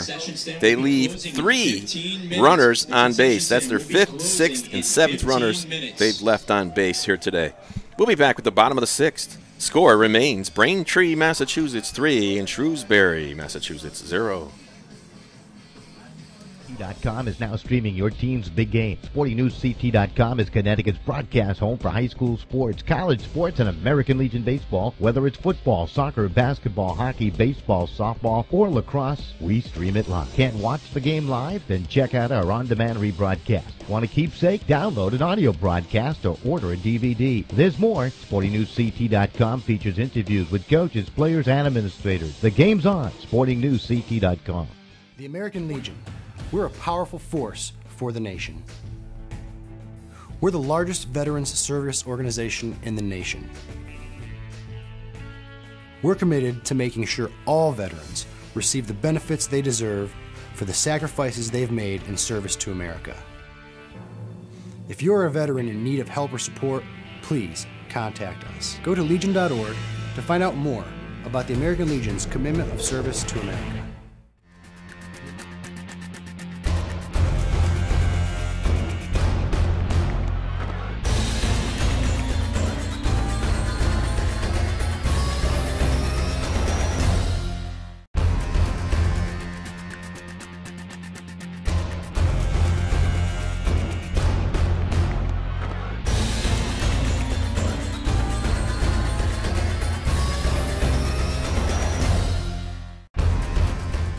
Well, welcome back here as Joe Vanelli is up now, and he swings right through that one in the bottom of the 6th. Took a big cut that time. Tried to hit the scoreboard, but missed, and there's a low fastball. So it's 1-1 now. And here's the pitch. It's outside, ball 2. So it's 2-1 now to the left-handed hitting Joe Vanelli. And here's the pitch outside, so it's 3-1. No activity in the Shrewsbury bullpen down the left field line. Here's the 3-1 delivery.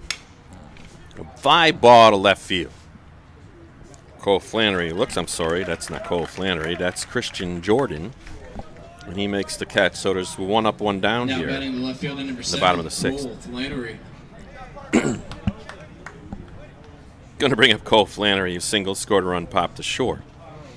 And now the head coach of Braintree wants to talk to Flannery. Flannery, a lefty batter, he might want to at least fake a bunt to draw in that third baseman. Because the third baseman, just by watching that conversation, starts to walk up. And you're up on the edge of the grass. And here's the pitch. There's a foul ball sliced down the left field line. The people in the bullpen for Shrewsbury were retrieve that one. Should say the players. Parker Brown winds and deals the 0-1. Curve didn't spin. Consequently, it's ball one.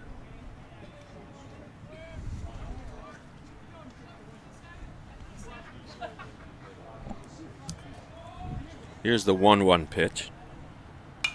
Another foul ball left side. This one bounces up on the concourse up there above the seats. A lot of box seats in this stadium, all the way from the ends of the dugouts all the way around behind home plate and down the right field line. On the other side of the dugout, down the left field line outside the dugout. Here's the pitch outside. 2-1. Oh, and there is a pitcher warming up now down the right field line for Braintree. And we'll see who he is in a minute. And there's a fly ball to left center. Running it down is going to be the center fielder, Twitchell, and he makes that catch. Out left center field. The second baseman, 2 up, 2 down Steve here. Burns. Going to bring up Steve Burns. Burns, one of the heroes yesterday.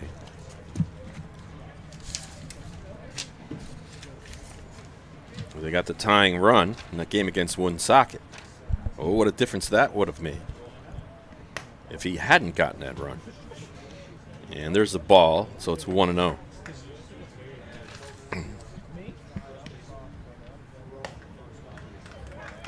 And there's a strike, so it's 1-1. I think that's Joe Vanelli throwing down the right field line, number 17. There's a slicing foul right back into the screen behind the plate. As he tried to slap that one. Did Burns. Burns singled and scored a run last inning, flied out to center in the inning, a couple innings before that. Whoa, right off the helmet. He didn't feel it, I hope. Doesn't say anything to the pitcher. He said something to the pitcher, probably I'm okay. Now batting in center field. Home plate umpire walks out towards the mound, but Burns is on base now as he gets hit by a pitch. Third hit batter for Parker Brown. That one a beanball, as they call it.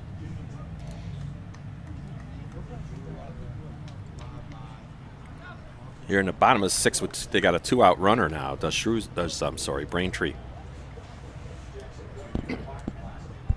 And here's the pitch to Duffy. There's a ground ball to deep short. Backhands the shortstop over for 1. He'll make it. It's a nice play by Davey Turco to get that out.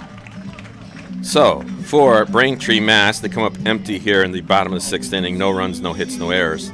They left 1 runner on base. So far today, they've left 4. We're going to the top of the 7th inning. Score remains Braintree, Massachusetts 3 and Shrewsbury Post 397-0. Realize how much the American Legion did in our community until I was overseas and my family needed help. The Legion was there, taking care of things I couldn't, and they asked nothing in return. I guess it's because they know what I'm going through. They've been here before, and when I looked into it, I discovered that there was a way for me to continue to serve my fellow veterans and my community through the American Legion.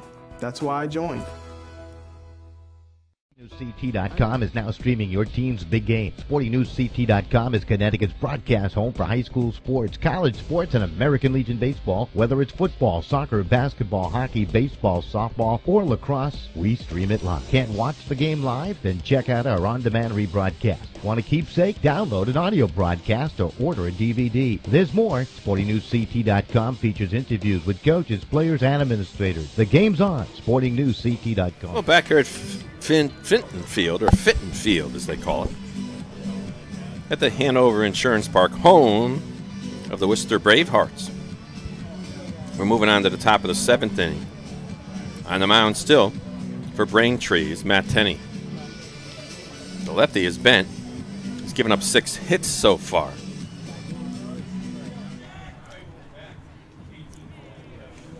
But he hasn't given up a run. His team also made 2 errors behind him. Struck out 3, walked 4 out there. And there's a pitch outside, ball 1. Thomas Q steps up now. He's walked and hit into a 5-6-4 fielder's choice. Weird play where it bounced off the third baseman to the shortstop to second. Then he threw it to the second baseman. There's a curve and it's fouled off. So to count as 1 ball, 1 strike now. It seems whenever Tenney is a little bit wild, its ball is going up and out and then in the dirt when he's trying to hit that outside corner.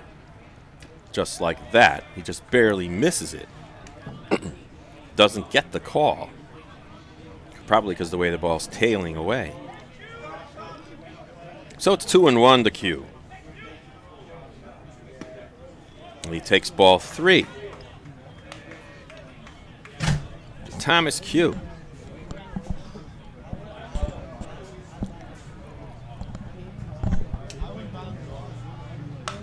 As he grounds one foul down the left field line, you can hear that way that hit that aluminum bat. Went off the handle. Aluminum bats have a little bit more pop than wooden bats. They have a bigger sweet spot. With wood, you have to hit it perfect, really, to drive it. You can drive it, but you have to hit it really right on that sweet spot. There's the strike 3 called as the lights went out in the press box right next to me for strike 1. Now they're back on. Maybe that was lights out on Thomas Q. And up comes the lefty now, Christian Jordan, who's 1 for 2. Singled and fly to right. He chops that one down the right field line. Foul. Well, yesterday, the Shrewsbury team came out with an emotional jump, and they really made Stanford seem a little bit uncomfortable in that first inning. As they jumped out to that early lead and then hung on to it for the rest of the game. And Kevin Hummer pitched very well for Shrewsbury, with Stanford getting 2 big monster home runs from Adam Stone and their designated hitter. I'll get him in a second. There's a pop-up in the infield, and the second baseman now reaches up and gets it with one hand. That's Stevie Burns. And then there's 2 outs here. Now batting the center fielder, number 16, that was Listen who at the end of that game today ended up behind home plate, catching a little bit as Stanford really tried to save their pitching. Smart move, in my opinion, by Kevin Murray, the Stanford coach. Is once his team took a significant lead, he got Kevin Stone out of there before he went over 30 pitches. There's a pop-up to the first baseman. Joe Vanelli makes it out. So, the 7th inning, Shrewsbury goes down very quietly. 1, 2, 3. We're stretching here at Fitton Field. The score remaining, Braintree, Massachusetts 3 and Shrewsbury, Massachusetts 0. Ladies and gentlemen, at this time, would you all please... We're a powerful force for the nation. We're the largest veterans service organization in the nation. We're committed to making sure all veterans receive the benefits they deserve for the sacrifices they've made in service to America.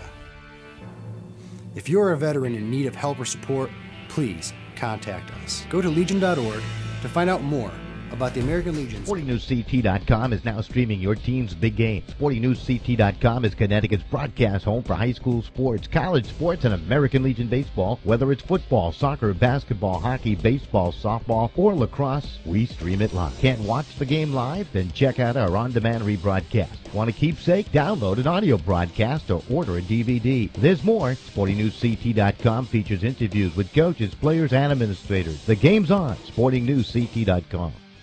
SportingNewsCT.com.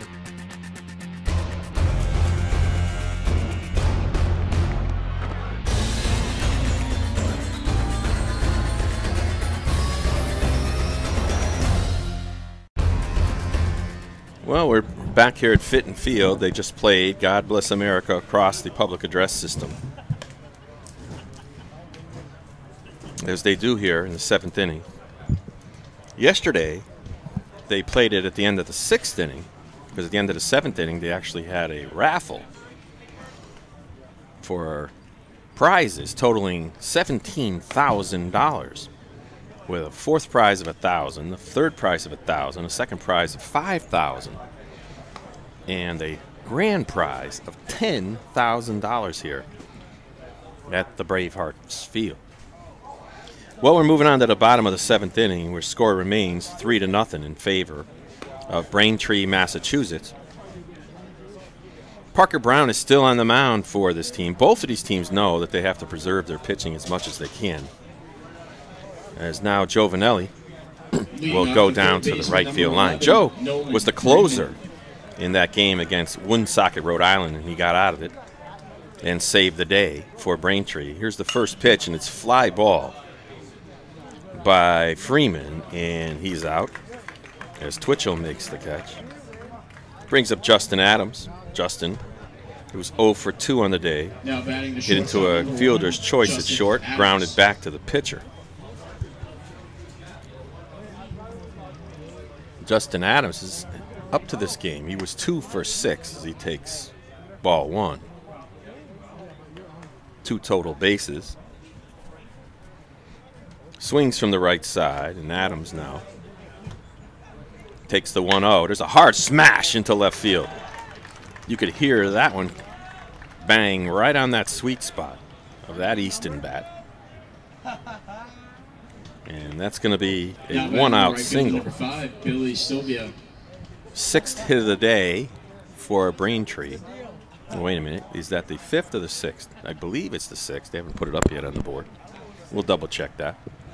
But in any event, there's 1 out and a runner on. There's a ground ball foul down the third baseline.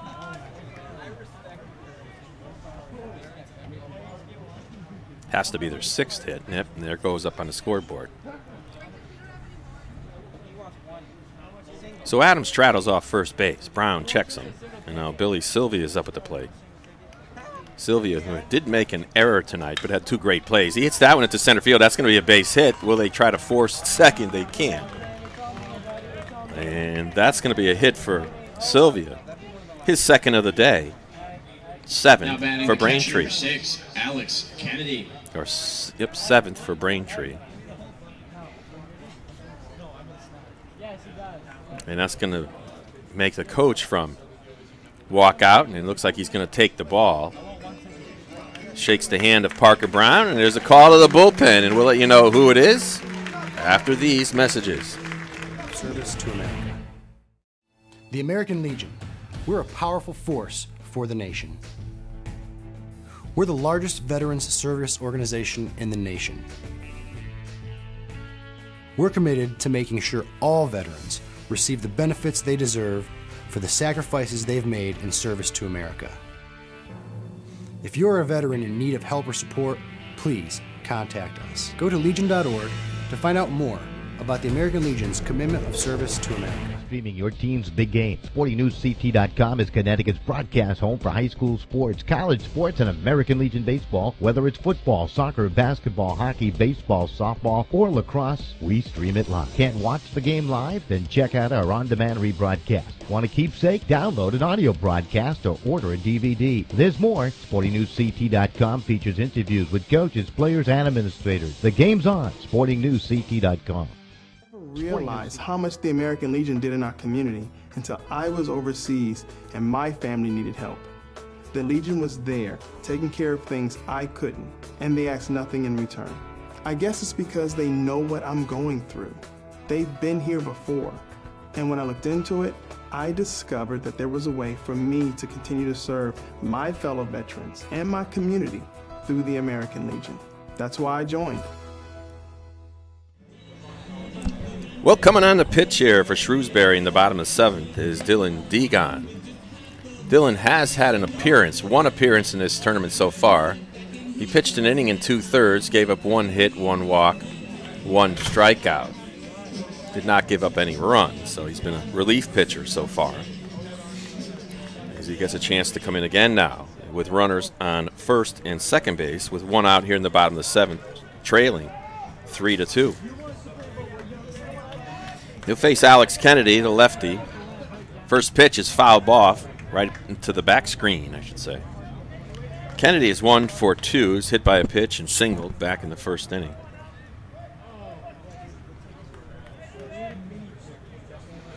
So the runners are on first and second. You got Adams and Sylvia, and here's the pitch. It's low, bounces away from the catcher. Sylvia was ready to run, but there's nowhere to go as the runner on second. Adams wasn't going anywhere.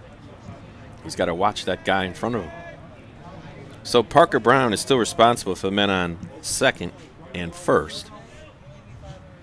Degon deals. There's a high fly to deep right field, way back there. That ball's carrying, and it's off the wall. And now they're going to have runners caught up on the bases unless this guy scores. Here's the throw to the plate, and he's not in time. Now the runner's going to home, and the throw home by the catcher. They got him. They got him.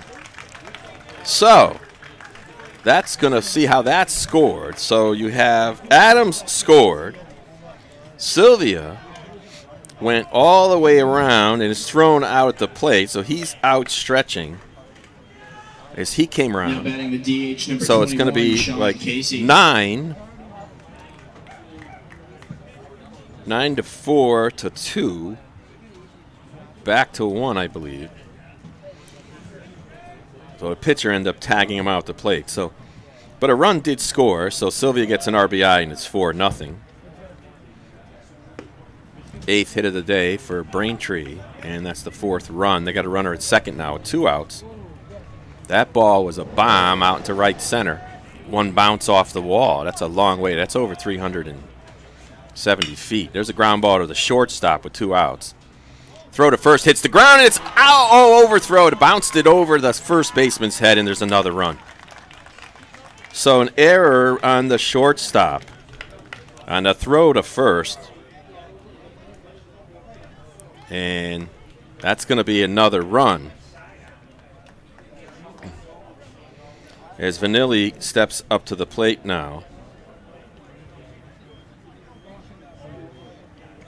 As that means that Kennedy scored. And Casey is on first base. And we've got a 5-0 ball game. And here's Vanilli stepping in, takes ball 1. We still have 2 outs and a runner on first base. And that's Sean Casey. So that's the 3rd hit of the game for, third error of the game, rather, for Shrewsbury.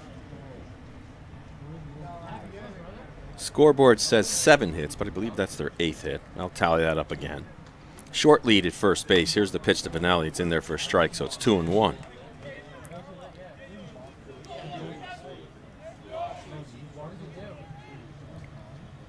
Oh, they're right. I guess it is 7 hits. My error. And there's a strike, so it's 2-2.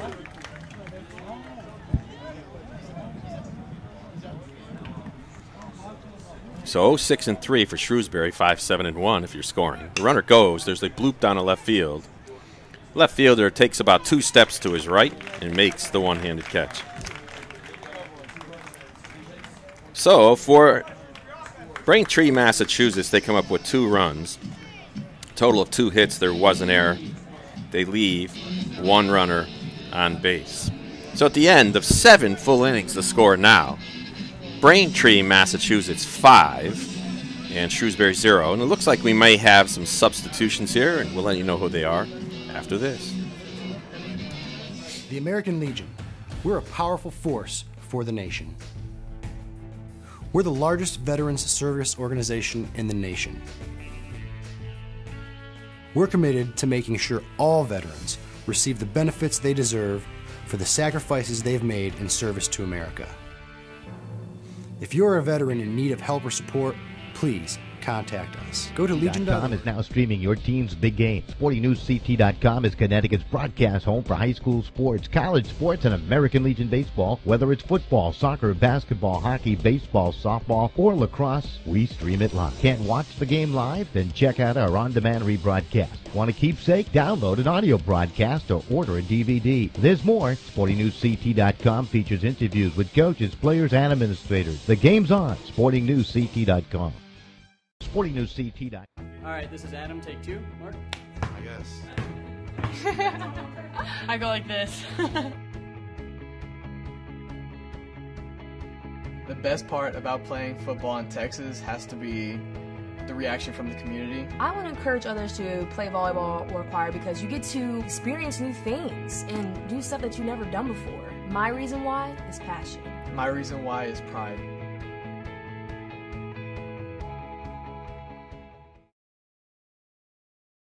All right, this is Adam. Take 2. Mark? I guess. I go like this. Sorry about interrupting that commercial, but the action's about ready to come back in again as we're going to the top of the 8th inning. We have a new pitcher on the mound, and that is Joe Vanilli, the first baseman. Sean Casey, the designated hitter, comes into play at first base. Casey Boudreau steps up now. He's 2 for 3 on the day. Stranded at third once and was out stretching, and another on the great throw by Silva from right field. And he takes ball 1. So right-hander Vanilli does have a save so far. He's pitched, given up no runs. There's a fly ball on the right field line, spinning, and it's a fair ball into the corner. That's going to be extra base hits. Heading towards second, Flannery, and he'll stop with a stand-up double down the right field line.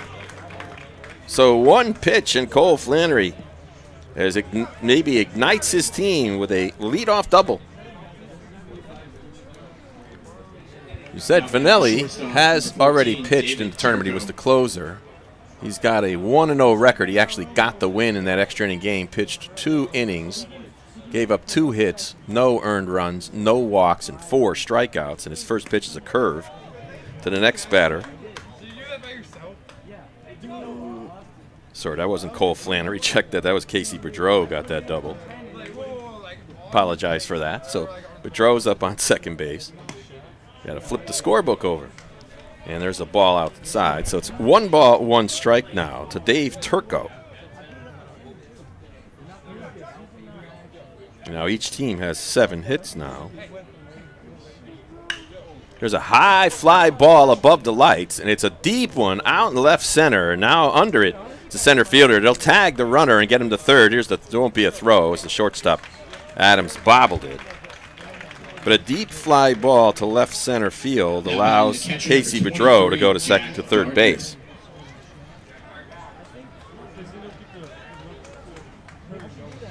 And that's going to bring up Jack Gardner. Gardner is 0 for 2. He popped to short, struck out, walked, was stranded at second base in the 6th. And here's the first pitch from Vanelli. It's a curve, and it's up high for ball 1.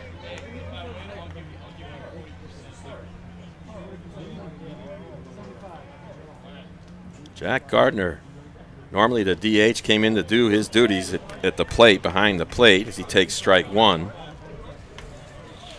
When Nicky Martin got injured, and Martin was having such a great series before he injured his knee, and there's the ball outside, so it's moving to 3-1.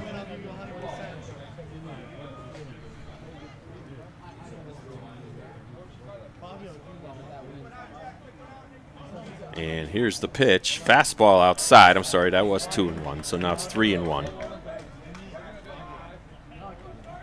Jack Gardner plays his high school ball at St. John's High School. A lot of the players here from St. John's, a lot of them from Shrewsbury High. 3-1 is low for ball 4. Umpire doesn't make any signal. So it's a walk.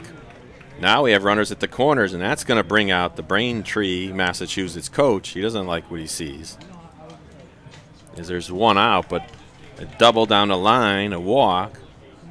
Now, he doesn't want this to go any further. He wants to slow down any momentum that Shrewsbury may be able to muster. Pat Galvin comes up now. Pat hit it a long way out to right center. Silva probably ran at least 50 yards and then got under it. And then dropped it. He made a great play just getting there. But he's played really well tonight with his arm as he's thrown out 2 runners. A big one at third and a big one at the plate to cut down Shrewsbury rallies. Other players on the Shrewsbury Post 397 team. One plays for Holy Name Central Catholic High School, another for Worcester Academy. Team managers Frank Vaccaro, assisted by Micah Cummings, Josh Desai, Chris DeSantis, Peter Grillo, Jeff Svensson, Matthew Tittle, Francis Vaccaro, and Matthew Vaccaro. They're the big coaching staff. Nice to see all these guys volunteering to help out. So now Vanelli comes set, deals a fastball, and that's going to be a ball. That missed not by much. As a left-handed hitter, Galvin would love to park one right here. and get what Earl Weaver used to call the best offensive thing in baseball. There's a foul ball. Bounds up on the concourse. So it's 1-1 now to Galvin. Galvin 1 for 3 today. And for the tournament was 1 for 3 so far. So he's 2 for 6. Here's the pitch. Way outside. 2-1.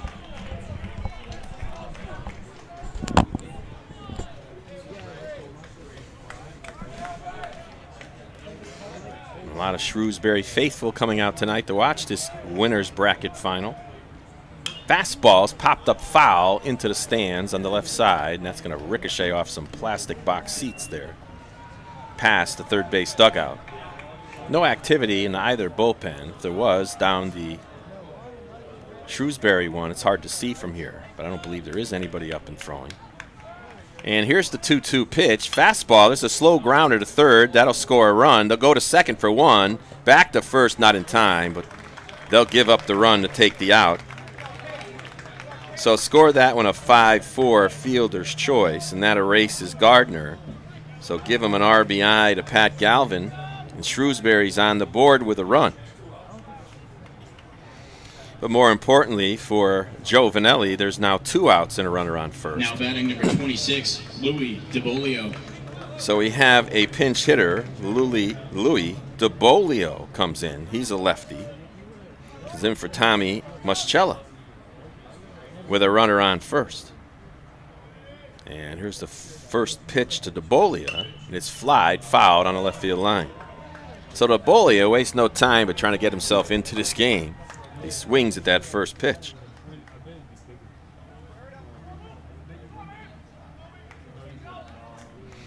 And now, bending over at the back is Vanelli. He now comes set and deals. Hard fastball. If that one missed, it didn't miss by much. Maybe the width of a baseball.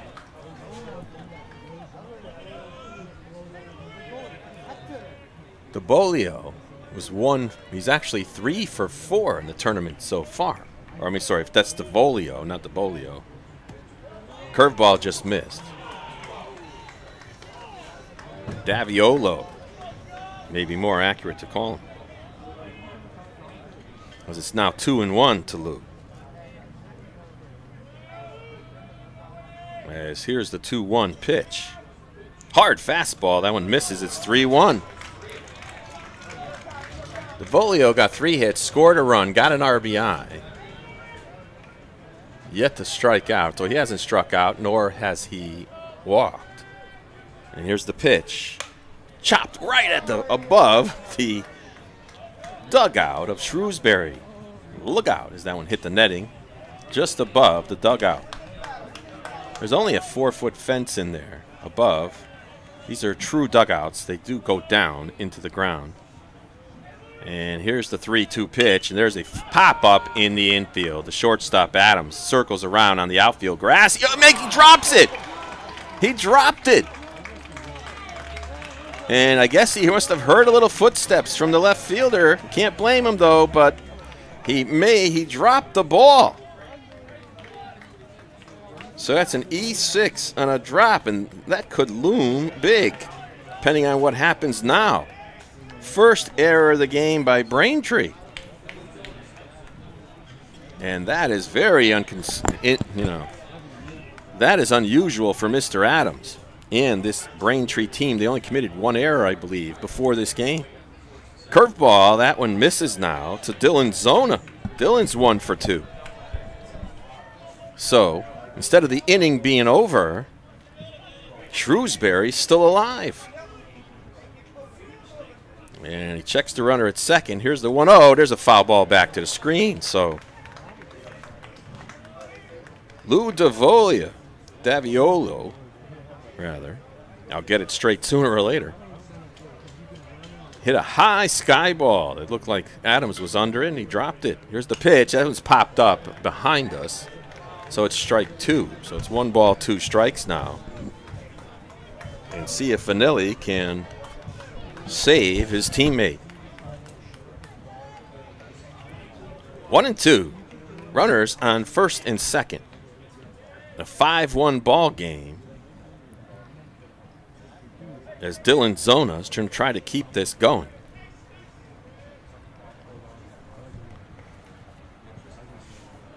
Vanelli. Curveball outside, so it's 2-2. Resetting the defense again, it's Nolan Freeman at short, Steve Burns at second, Justin Adams at short.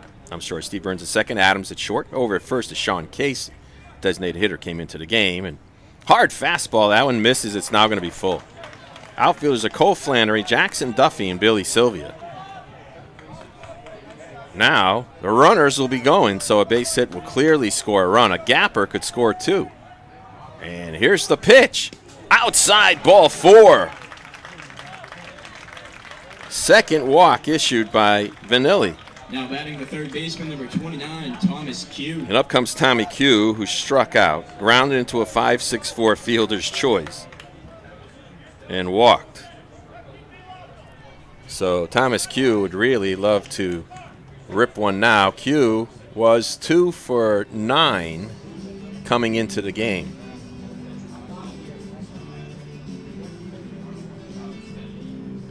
And it looks like catcher Kennedy now will go out to talk to DeVilio, or Vanelli rather.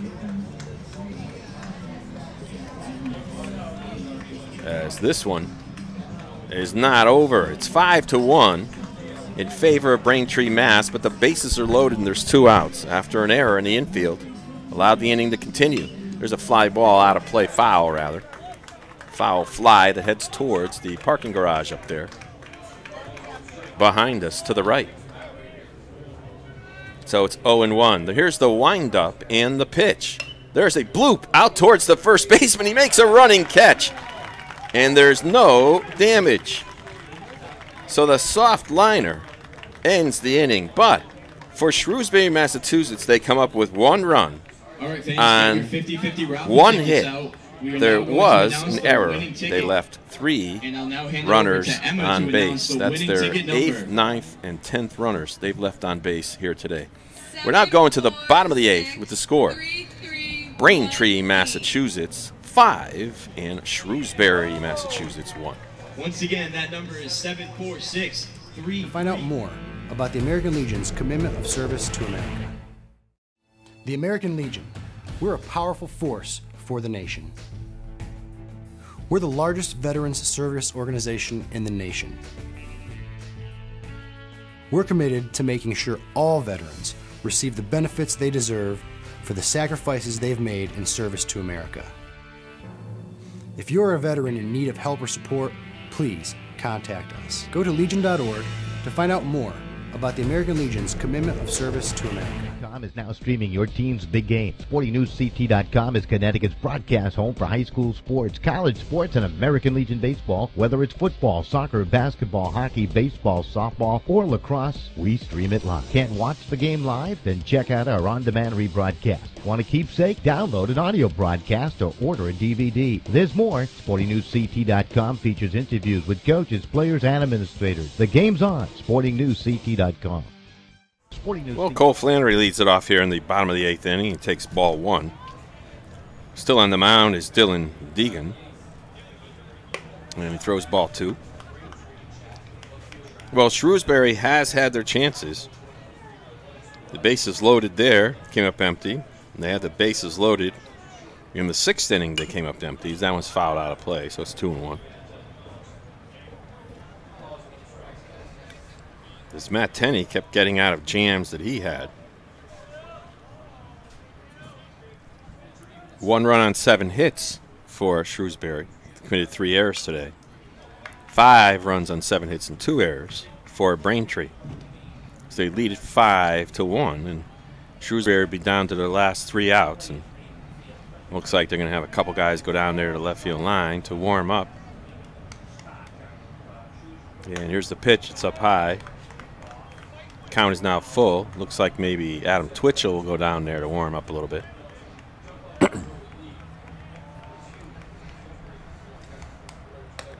And there's ball 4. So Cole Flannery walks. Stevie Burns comes up now. He was hit by a pitch. He was actually beamed. Now batting second base. Singled, scored a run, flied out to center field.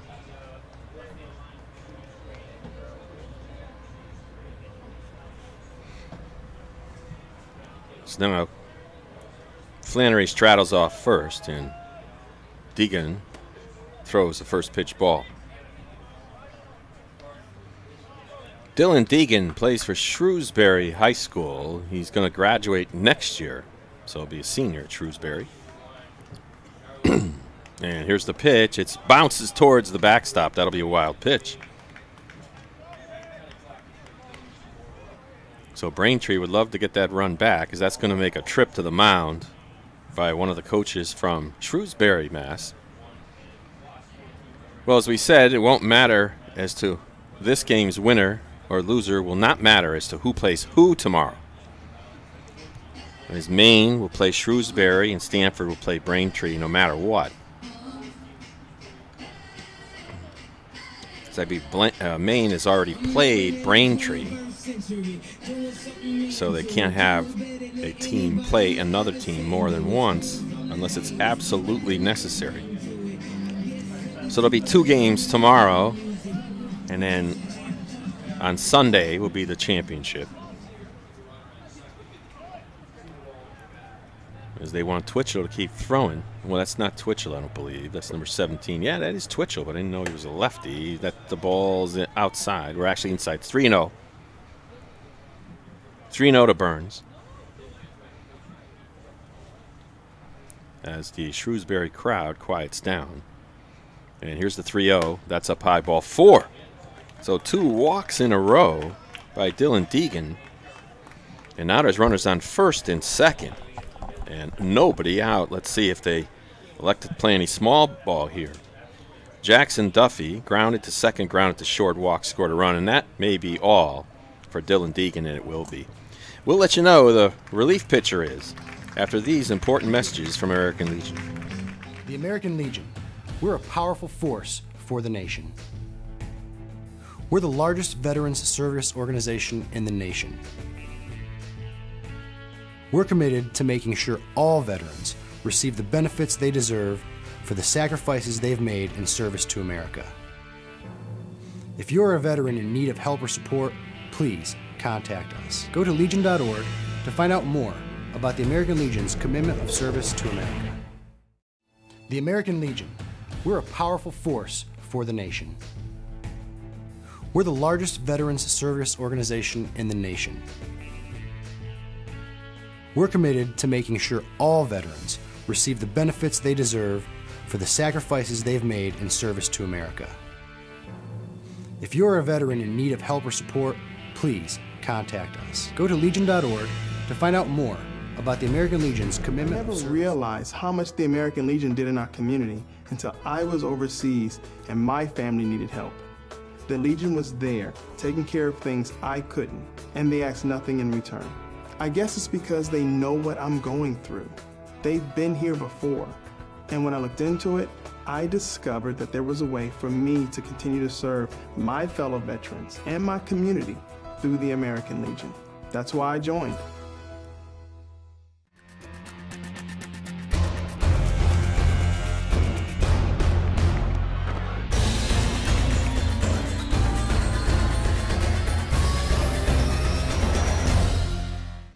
All right, back here at Fitton Field, a new pitcher is going to be Pat Shaughnessy, a left-hander. The reason why I thought it was Twitchell warming up is in their program. Twitchell is listed as number 17, but in their official starting lineup sheet today, he's listed as number 16, and that's what he's been wearing as he stands out there in center field. And the lefty who comes in now, Pat Shaughnessy, wearing 17. Shaughnessy making his first appearance in the regional. And he'll face Jackson Duffy here in the bottom of the 8th. 5-1 in favor of Braintree, Mass. They're threatening again with men on first and second. Nobody out. He squares to bunt, but the pitcher spins to look at second base.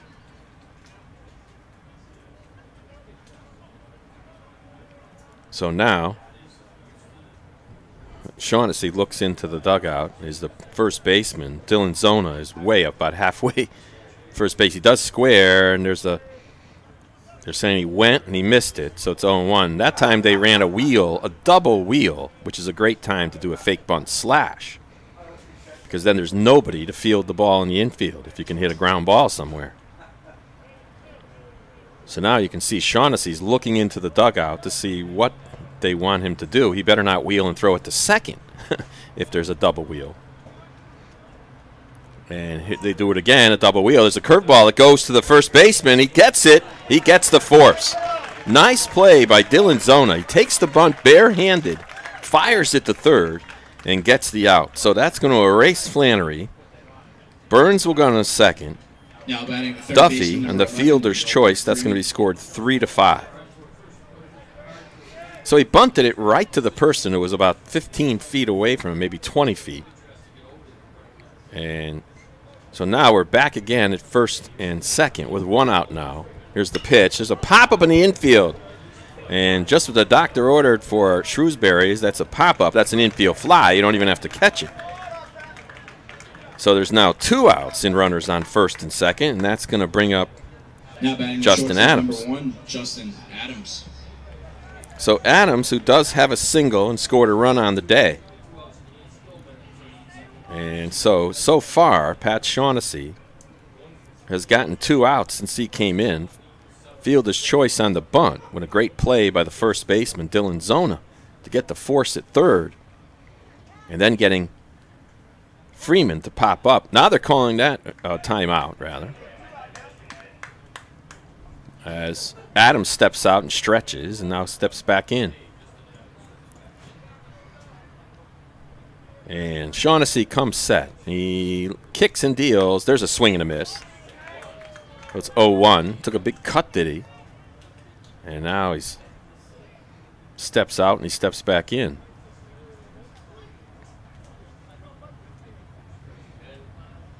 And here's the pitch. Swing and a miss. Strike 2. That one tailed away.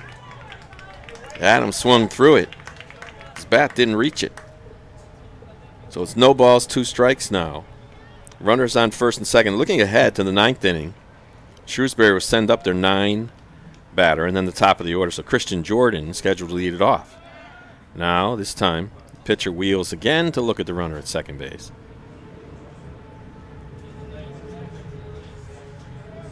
Shaughnessy now, the 0-2. There's a high fly into deep left center field, way out there. Diving forward is the left fielder. Did he get it? No. The ball goes out there. 1 run scores. 2 runs score. Here comes the runner around third, and they're going to hold him with a triple. So Justin Adams on an 0-2 pitch hits a monstrous triple out to left center, scoring Steve Burns and Jackson Duffy. And just like that, his team now is up 7-1. So an 0-2 pitch. It was bombed out there, and Christian Jordan ran it a long way, made a valiant effort to try to get it diving out in there near the warning track, as that ball carries out there in left center. But a 2 RBI triple makes it a 7-1 ball game. There's a line drive off, 1 hopper to the shortstop. And it's over to first to end the inning. But not till the damage is done. As Braintree, Massachusetts gets 2 runs on only 1 hit. There were no errors, and they leave 1 runner on base. We'll be right back with the top of the 9th inning, where Shrewsbury, Mass will need 6 runs to tie it. Will they be able to do it? We'll find out when we come back. Realize how much the American Legion is now streaming your team's big game. SportingNewsCT.com is Connecticut's broadcast home for high school sports, college sports, and American Legion baseball. Whether it's football, soccer, basketball, hockey, baseball, softball, or lacrosse, we stream it live. Can't watch the game live? Then check out our on-demand rebroadcast. Want a keepsake? Download an audio broadcast or order a DVD. There's more. SportingNewsCT.com features interviews with coaches, players, and administrators. The game's on. SportingNewsCT.com. Part about playing football in Texas has to be the reaction.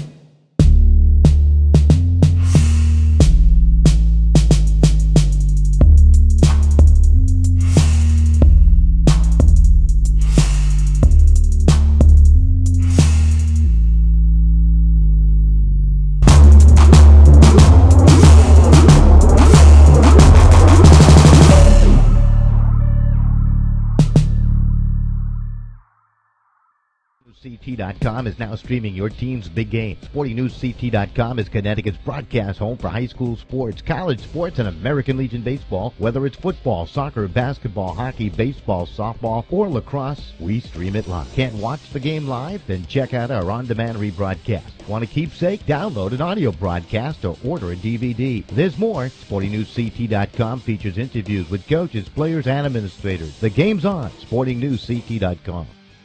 Well, here we go in the top of the 9th inning. And on the mound is the big righty Joe Vanelli. And he'll face Christian Jordan. He throws ball one, or strike one, rather. And here's the windup in the pitch, and that one's chopped back to the pitcher. Vanelli gets it, underhands it to first, so 1 up, 1 down here in the 9th. So Shrewsbury down to 2 outs left in this game. Now batting the center field. 1 run on 7 hits. 3 errors made by Shrewsbury. 7 runs on 8 hits and 2 errors made by Braintree. And here's the pitch to the leadoff hitter, Adam Twitchell. Adam is 1 for 4. Singled, line to left, pop to second, pop to the first baseman at foul ground. And he's facing a 1-0 count now. Here's the fastball, low, 2-0. Well, this game, Braintree, Mass. got 3 runs in the 5th inning and a big 2 RBI single by Nolan Freeman and an RBI single by Billy Sylvia. Sylvia's had a great game as he threw a runner out at third base to end a threat in the 3rd. He threw a runner out at home to end the threat in the 4th. And there's a ground ball, ricochets off the pitcher's glove, and that's going to be an infield single. So Adam Twitchell is going to be aboard with an infield single. So now they're all tied up in number of hits, but it's not the score that counts. So for Braintree, they scored 3 in the 5th. They got 2 in the 7th inning when Justin Adams singled. Then there was another single by Sylvia. Then there was an error on the shortstop. There's strike 1 to Bedreau, who steps in. Bedreau is 3 for 4 in a day. Double, single, and scored a run. Here's the pitch, and that's ball 1. Well, in that 2-run 7th inning, as I said, Adams got on a base hit. Sylvia got a base hit. An error allowed a run to come across. But Sylvia's hit wasn't RBIs. It's now 2-1 now to Bedreau. And then an error allowed the run to come across for 2 runs. And then in the next inning, in the 8th inning, they got 2 runs. When after a couple of walks, there was a monster triple by Justin Adams on an 0-2 pitch to put his team ahead 7-1. And that's where we stand now. It's 3-1 now to Casey Bedreau. The only run of the game coming last inning, where Shrewsbury left the bases loaded again. That one looked close, but it's not quite. It's going to be ball 4. So now there's 1st and 2nd and 1 out. Now batting the shortstop, number 14, David. So the pitch count for Vanelli, who's used as a closer, he pitched 2 innings and the game got the win against Woonsocket now. His pitch count probably ran up. So he'll be ineligible probably tomorrow, obviously, and then maybe even Sunday, should they get that far. Well, they will get that far, perhaps, after tomorrow, because they have no losses.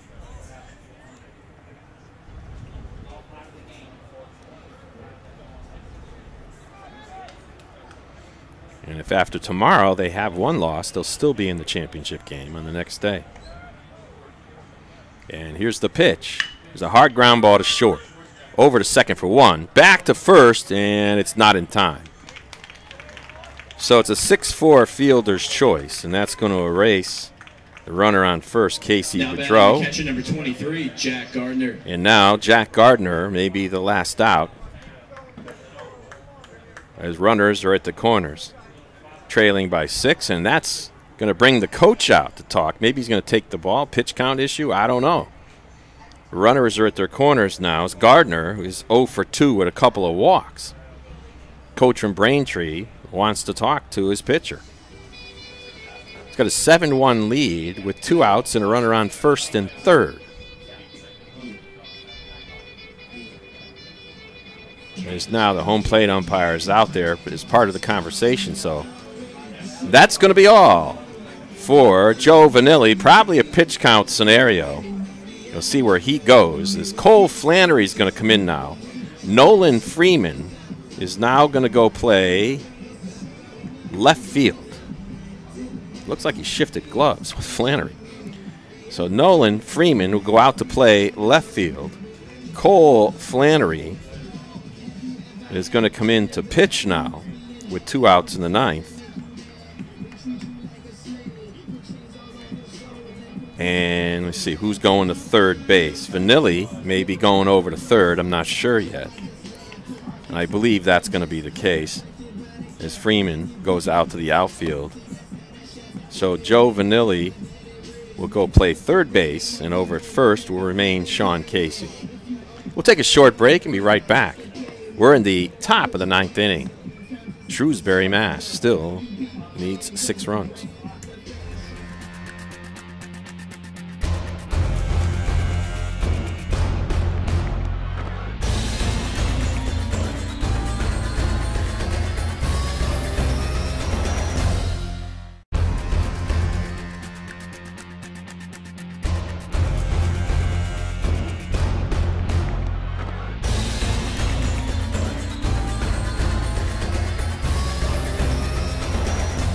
Pitching number 7, Cole Flannery. All right, Cole Flannery is on the mound now, as we said.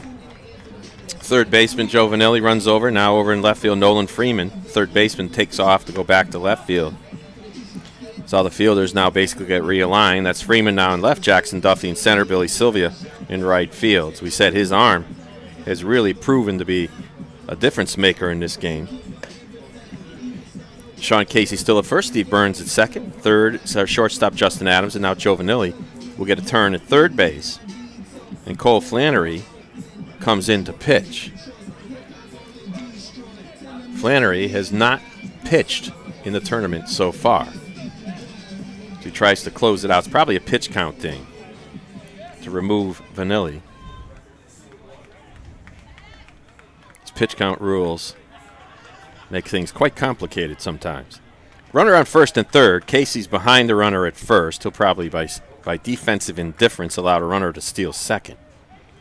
And the runner goes, and there's nobody there. They don't care about him. His run means nothing, and it's ball 1 to Jack Gardner.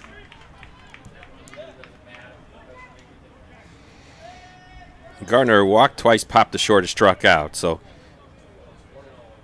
Flannery's pitch. There's a rocket into left center field. That's going to be extra bases. 1 run will score.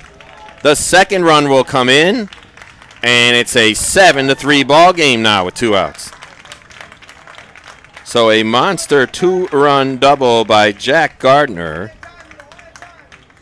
And now, that is the 9th hit of the game for Shrewsbury now.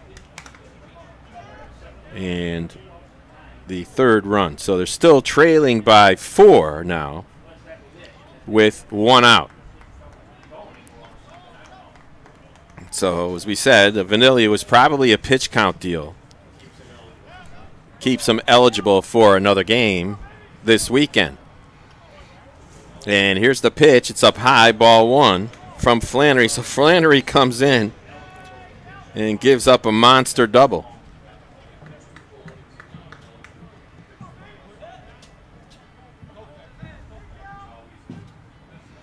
And here's the pitch up and in. It's a ball. So it's 2-0 now to Pat Galvin, who's 1 for 4 on the evening. So Flannery, here's his 2-0 pitch, and taking all the way because they need 4 runs to tie it is the lefty, Pat Galvin. So here's the 3-0 pitch, and that one bounces in front of the plate.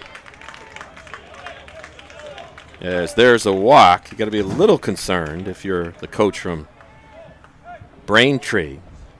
There's 1 more hit, and the tying run will come to the plate. Now batting the right fielder, number 26, Louis DeVolio. Lou DeVolio hit that pop-up that was dropped last inning. Steps up to the plate now.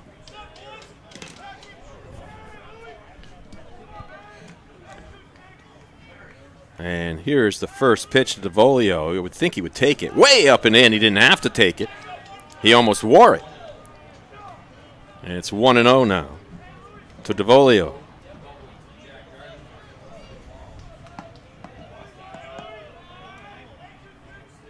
And here's the 1-0 pitch. That's a strike. Right at the waist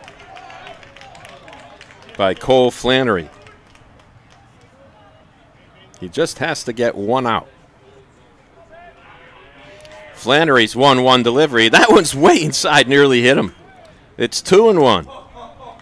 So this gets more interesting as pitches go on, as he certainly isn't around the plate, so to speak. Flannery takes a deep breath, kicks and fires. That one misses. It's 3-1. There's nobody in the bullpen for Braintree. And here's the stretch, 3-1 count. That's ball 4. And that brings the tying run to the plate in the name of Dylan Zona. Now batting the first so the bases are loaded, I believe, for the 3rd time tonight for Shrewsbury. Let me check that. Yep, they were loaded again in last inning, then loaded in the 6th inning. And now the coach out there is talking to the home plate umpire, probably trying to figure out the rules of what he can do to go out there and talk. And now there's going to be a question here. And they're calling the umpires in. So there must be a rule question, I would imagine. As now the third base umpires, all the umpires come down to the plate for a powwow as to what the question is. I don't know about DeVolio came in to bat. He just came in for Mascelio, so there can't be any issue there. And there's a walk to Galvin, so I don't know what the issue really can be right now. The only thing would be the question of, can he bring in a different kid to pitch or something like that? Maybe that he had taken out earlier in the game but left in the game, something like that perhaps. I don't know. As the discussion goes on between 4 umpires, each one of them seems to be having somewhat of a say here. As the umpiring crew, I think this is the same crew that did yesterday's game. And now they're talking it over again. And maybe they're talking about his number of appearances. Don't know.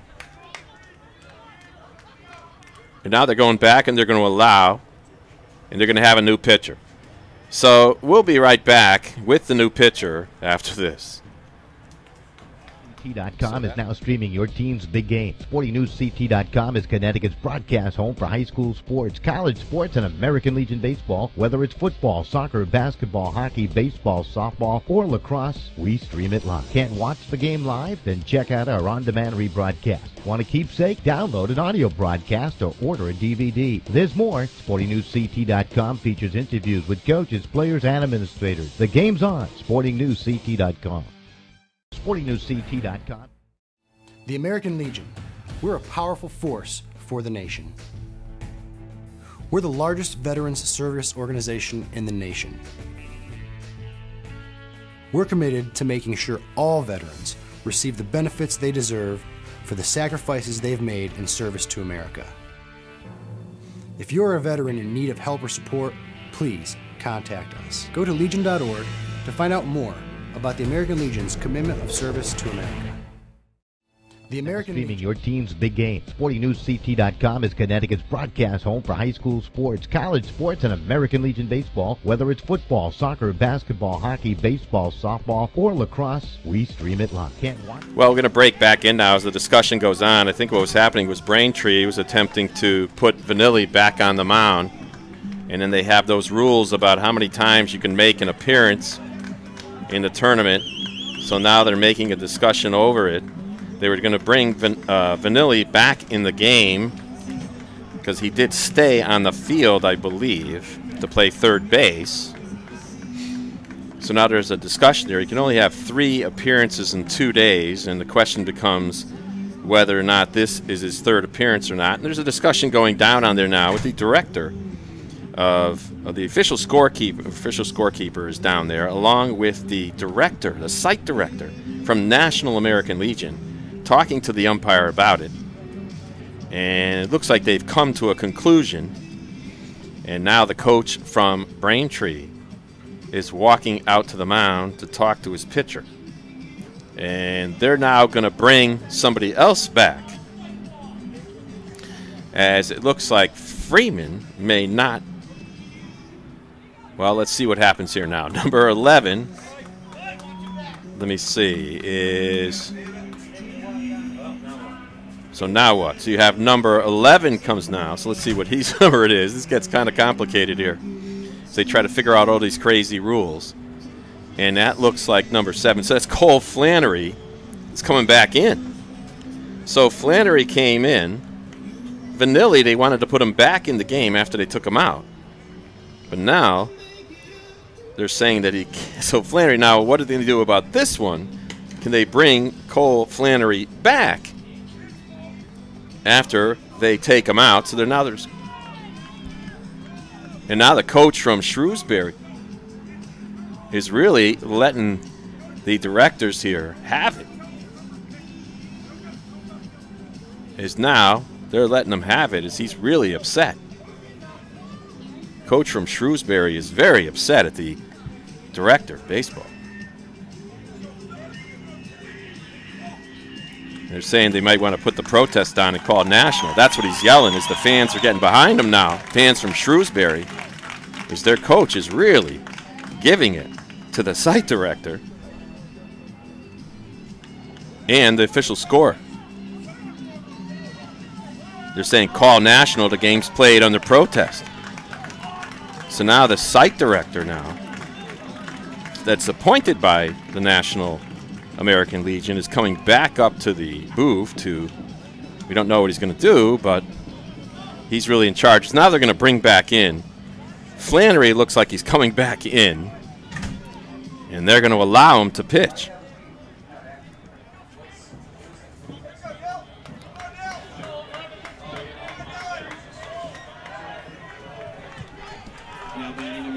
So now means that Dylan Zona is up.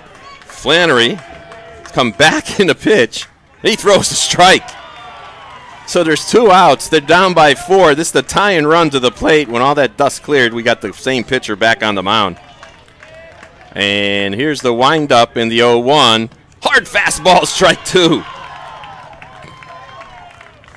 So Cole Flannery, who did not get an out when he came in the pitch, now they're keeping him in.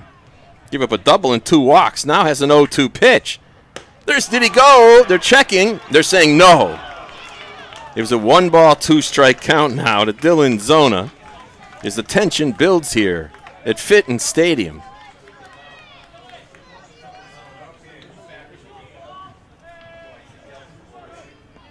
And now here's the windup in the pitch.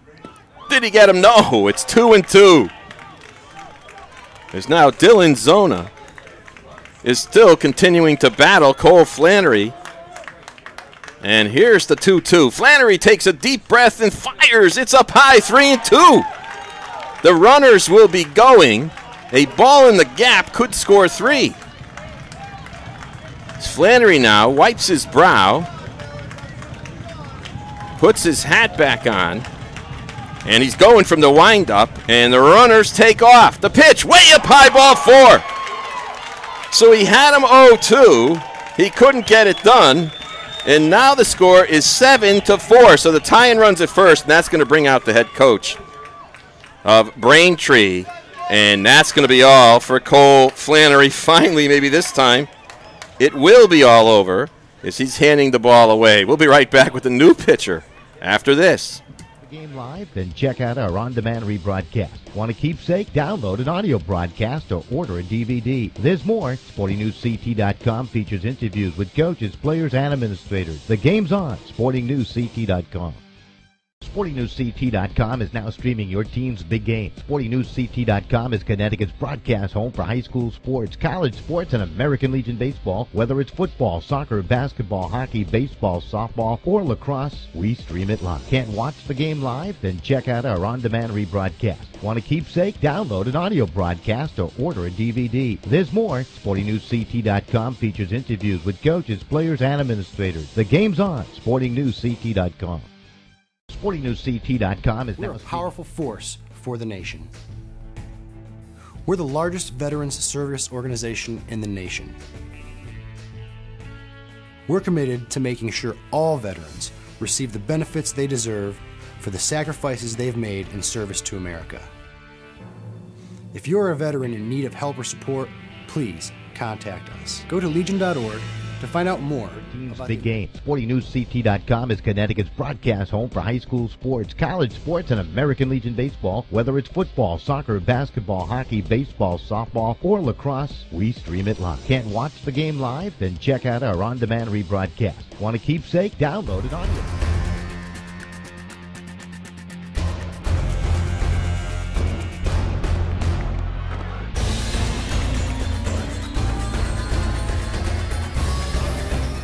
Well, Steve Burns, the second baseman, has come on the pitch now. Cole Flannery came in, went out, came back in again, as Flannery gave up a double and 3 walks. He only had to get 1 out as they took out Joe Vanilli because they wanted to save him for a game tomorrow.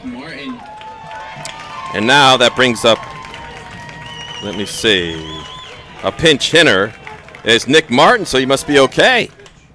First pitch is in the dirt, ball 1. So Nicky Martin, the catcher who was injured yesterday, who was 3 for 5 in the tournament, has come up to pinch hit here in the top of the 9th inning of a 7-4 ball game. Fastball, there's a strike. I should say more lob ball. He just tried to put that one in there, did Steve Burns. So it's 1-1 now. See if they just throw it in there, and they do. And that's close, too close to take. But he does, and they're calling that one a ball. It's 2-1. There's a tension builds here at Fitton Stadium. There's a wild one towards the end here. And the 2-1, there's a hard ground ball. Adams bobbles it. He'll go to second. They got him. They got him. No, they're saying he's safe. As the run scores, so Galvin scores. The runner goes to second. So the bases remain loaded, and that's going to be an error on, I would imagine, the shortstop.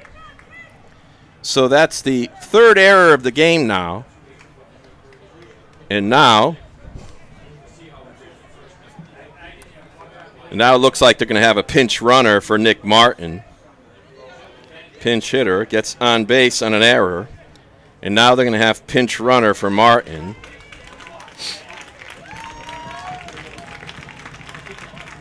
As now Martin comes through. He hits a hard ground ball that could have ended the game. Maybe got screened a little bit, did Adams. He bobbled it, tried to get it to his second baseman, Nolan Freeman, who normally plays 3rd.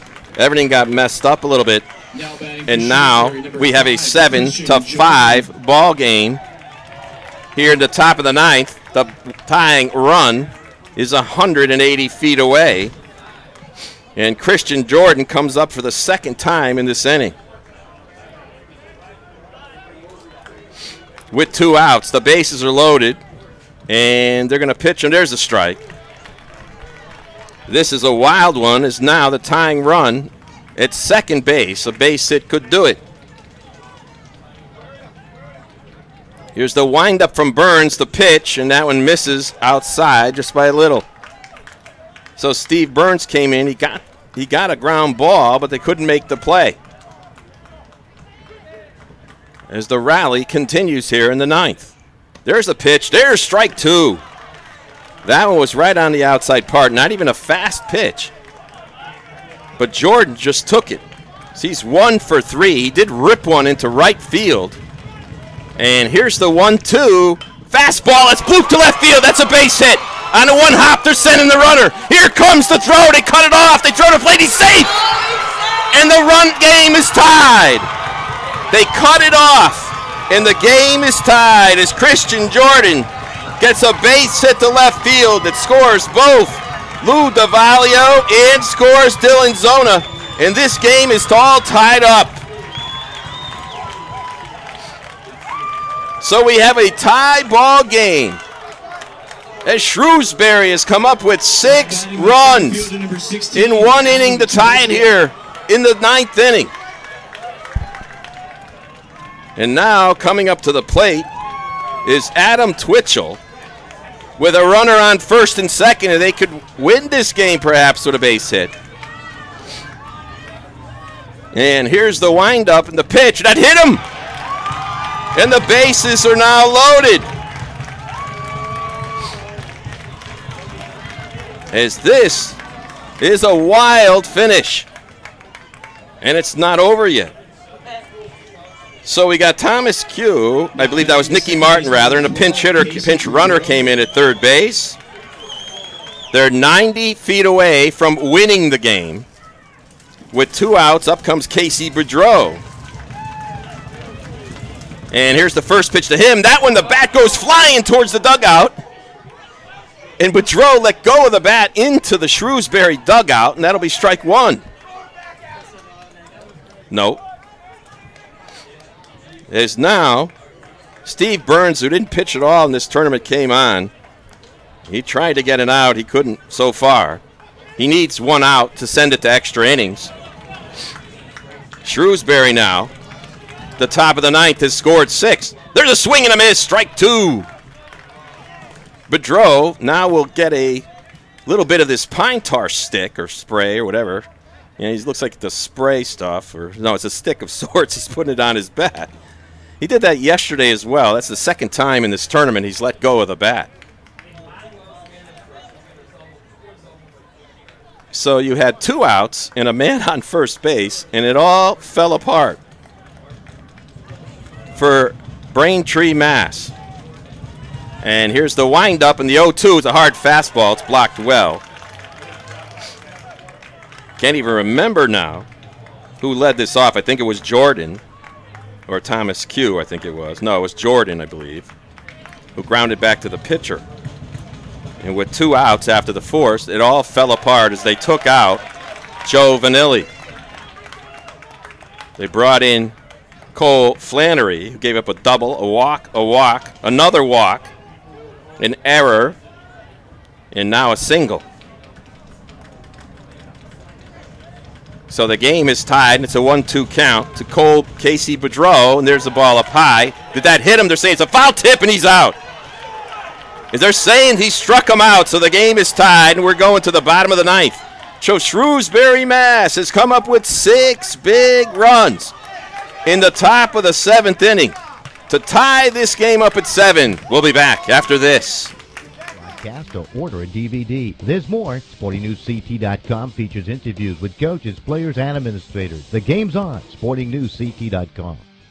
SportingNewsCT.com is now streaming your team's big game. SportingNewsCT.com is Connecticut's broadcast home for high school sports, college sports, and American Legion baseball. Whether it's football, soccer, basketball, hockey, baseball, softball, or lacrosse, we stream it live. Can't watch the game live? Then check out our on-demand rebroadcast. Want a keepsake? Download an audio broadcast or order a DVD. There's more. SportingNewsCT.com features interviews with coaches, players, and administrators. The game's on. SportingNewsCT.com. Commitment of service to America. The American Legion. We're a powerful force for the nation. We're the largest veterans service organization in the nation. We're committed to making sure all veterans receive the benefits they deserve for the sacrifices they've made in service to America. If you're a veteran in need of help or support, please contact us. Go to legion.org to find out more about the American Legion's commitment of service. Well, here we go in the bottom of the 9th inning of a game where Shrewsbury, Mass. was down to their last out. They scored 6 runs in the top of the 9th inning to tie the game at 7-7. And the coach from Braintree elected to take out the relief pitcher Joe Vanilli, probably to try to save him for another day to pitch. And we don't know yet if that'll prove deadly. As Alex Kennedy swing and a miss on the first pitch upstairs as Pat Shaughnessy still in the game for Shrewsbury. They've ignited now. Shrewsbury is psyched up, and there's a ball in the dirt, so it's 1-1 now.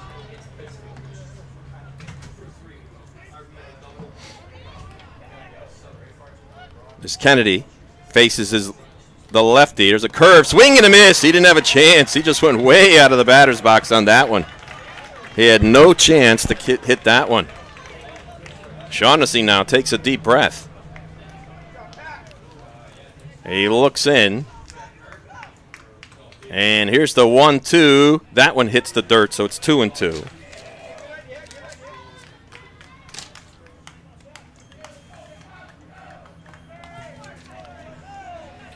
And the 2-2 pitch now is Shaughnessy winds and deals. Low curveball is a high fly to right field. The right fielder out there. Circles under, that's Michelle, I think. If not, it's a sub. That's Devorio, came in rather.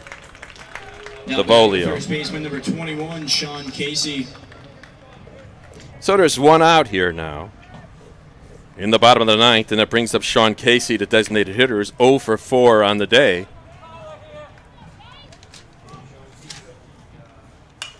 And he pops one up into shallow right field. The right fielder coming on, and he makes the catch. So he gets the second out of the inning.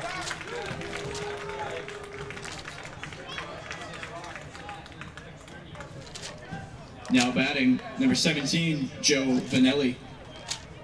Joe Vanelli comes up.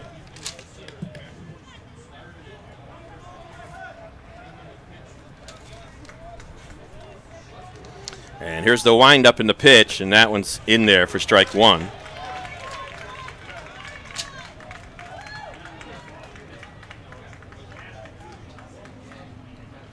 And there's a high fly to center field, backing up, now chasing it. That's over his head. That's going to be extra bases. Rounding first, going to second. Will he try for third? He's going to take, whoa, he hooks on the thing. He dives back to second. He's safe. Wow, you can lose your breath calling that one. As getting a double is Joe Vanelli. As that is the, and that may be all for this pitcher, I don't know, as that is the, let me see. That's the 10th hit, well, 9th hit, rather, for Braintree, Mass. As one of the coaches comes out to speak to Shaughnessy. What exciting action we've had here tonight in this winner's bracket game between Shrewsbury, Mass, and Braintree, Mass. A lot at stake for the winner of the winner's bracket. They can sit back and wait, so to speak, even though they have to play tomorrow. They're almost guaranteed a spot in the final game. I think they are. And here's a slow curveball to the lefty, and it misses. It's Flannery, who's 1 for 3, takes ball 1 on that slow curveball from Shaughnessy with first base open. And here's the 1-0. There's a high fly to right field. That one's deep, but chasing it. It's the right fielder, and he doesn't get it. The ball comes around, and Braintree, Mass has won the game. Cole Flannery does it for his team with a huge, huge double to win it, scoring Joe Vanelli in the bottom of the ninth. What a fantastic finish to a great game, as Braintree, Mass wins this one by the score of 8-7. We'll be right back after a couple of minutes here to wrap this one up. The American Legion. We're a powerful force for the nation. We're the largest veterans service organization in the nation.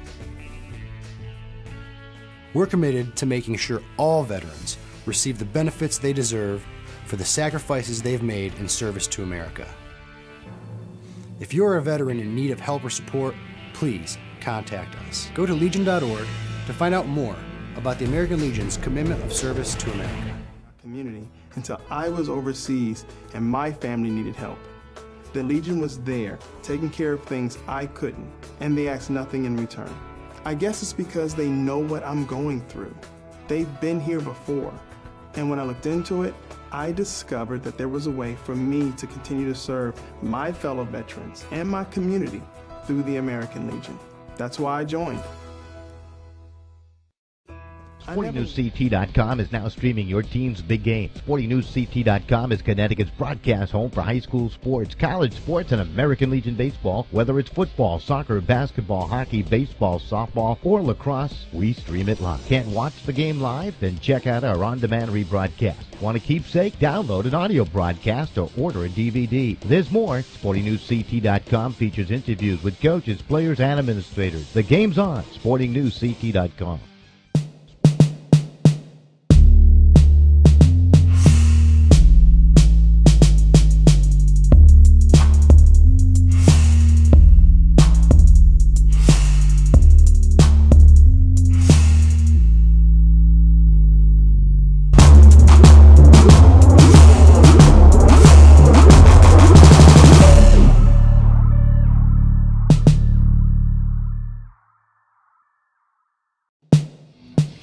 Well, back in here at Fitton Stadium, what a wild, wild finish between Braintree, Mass.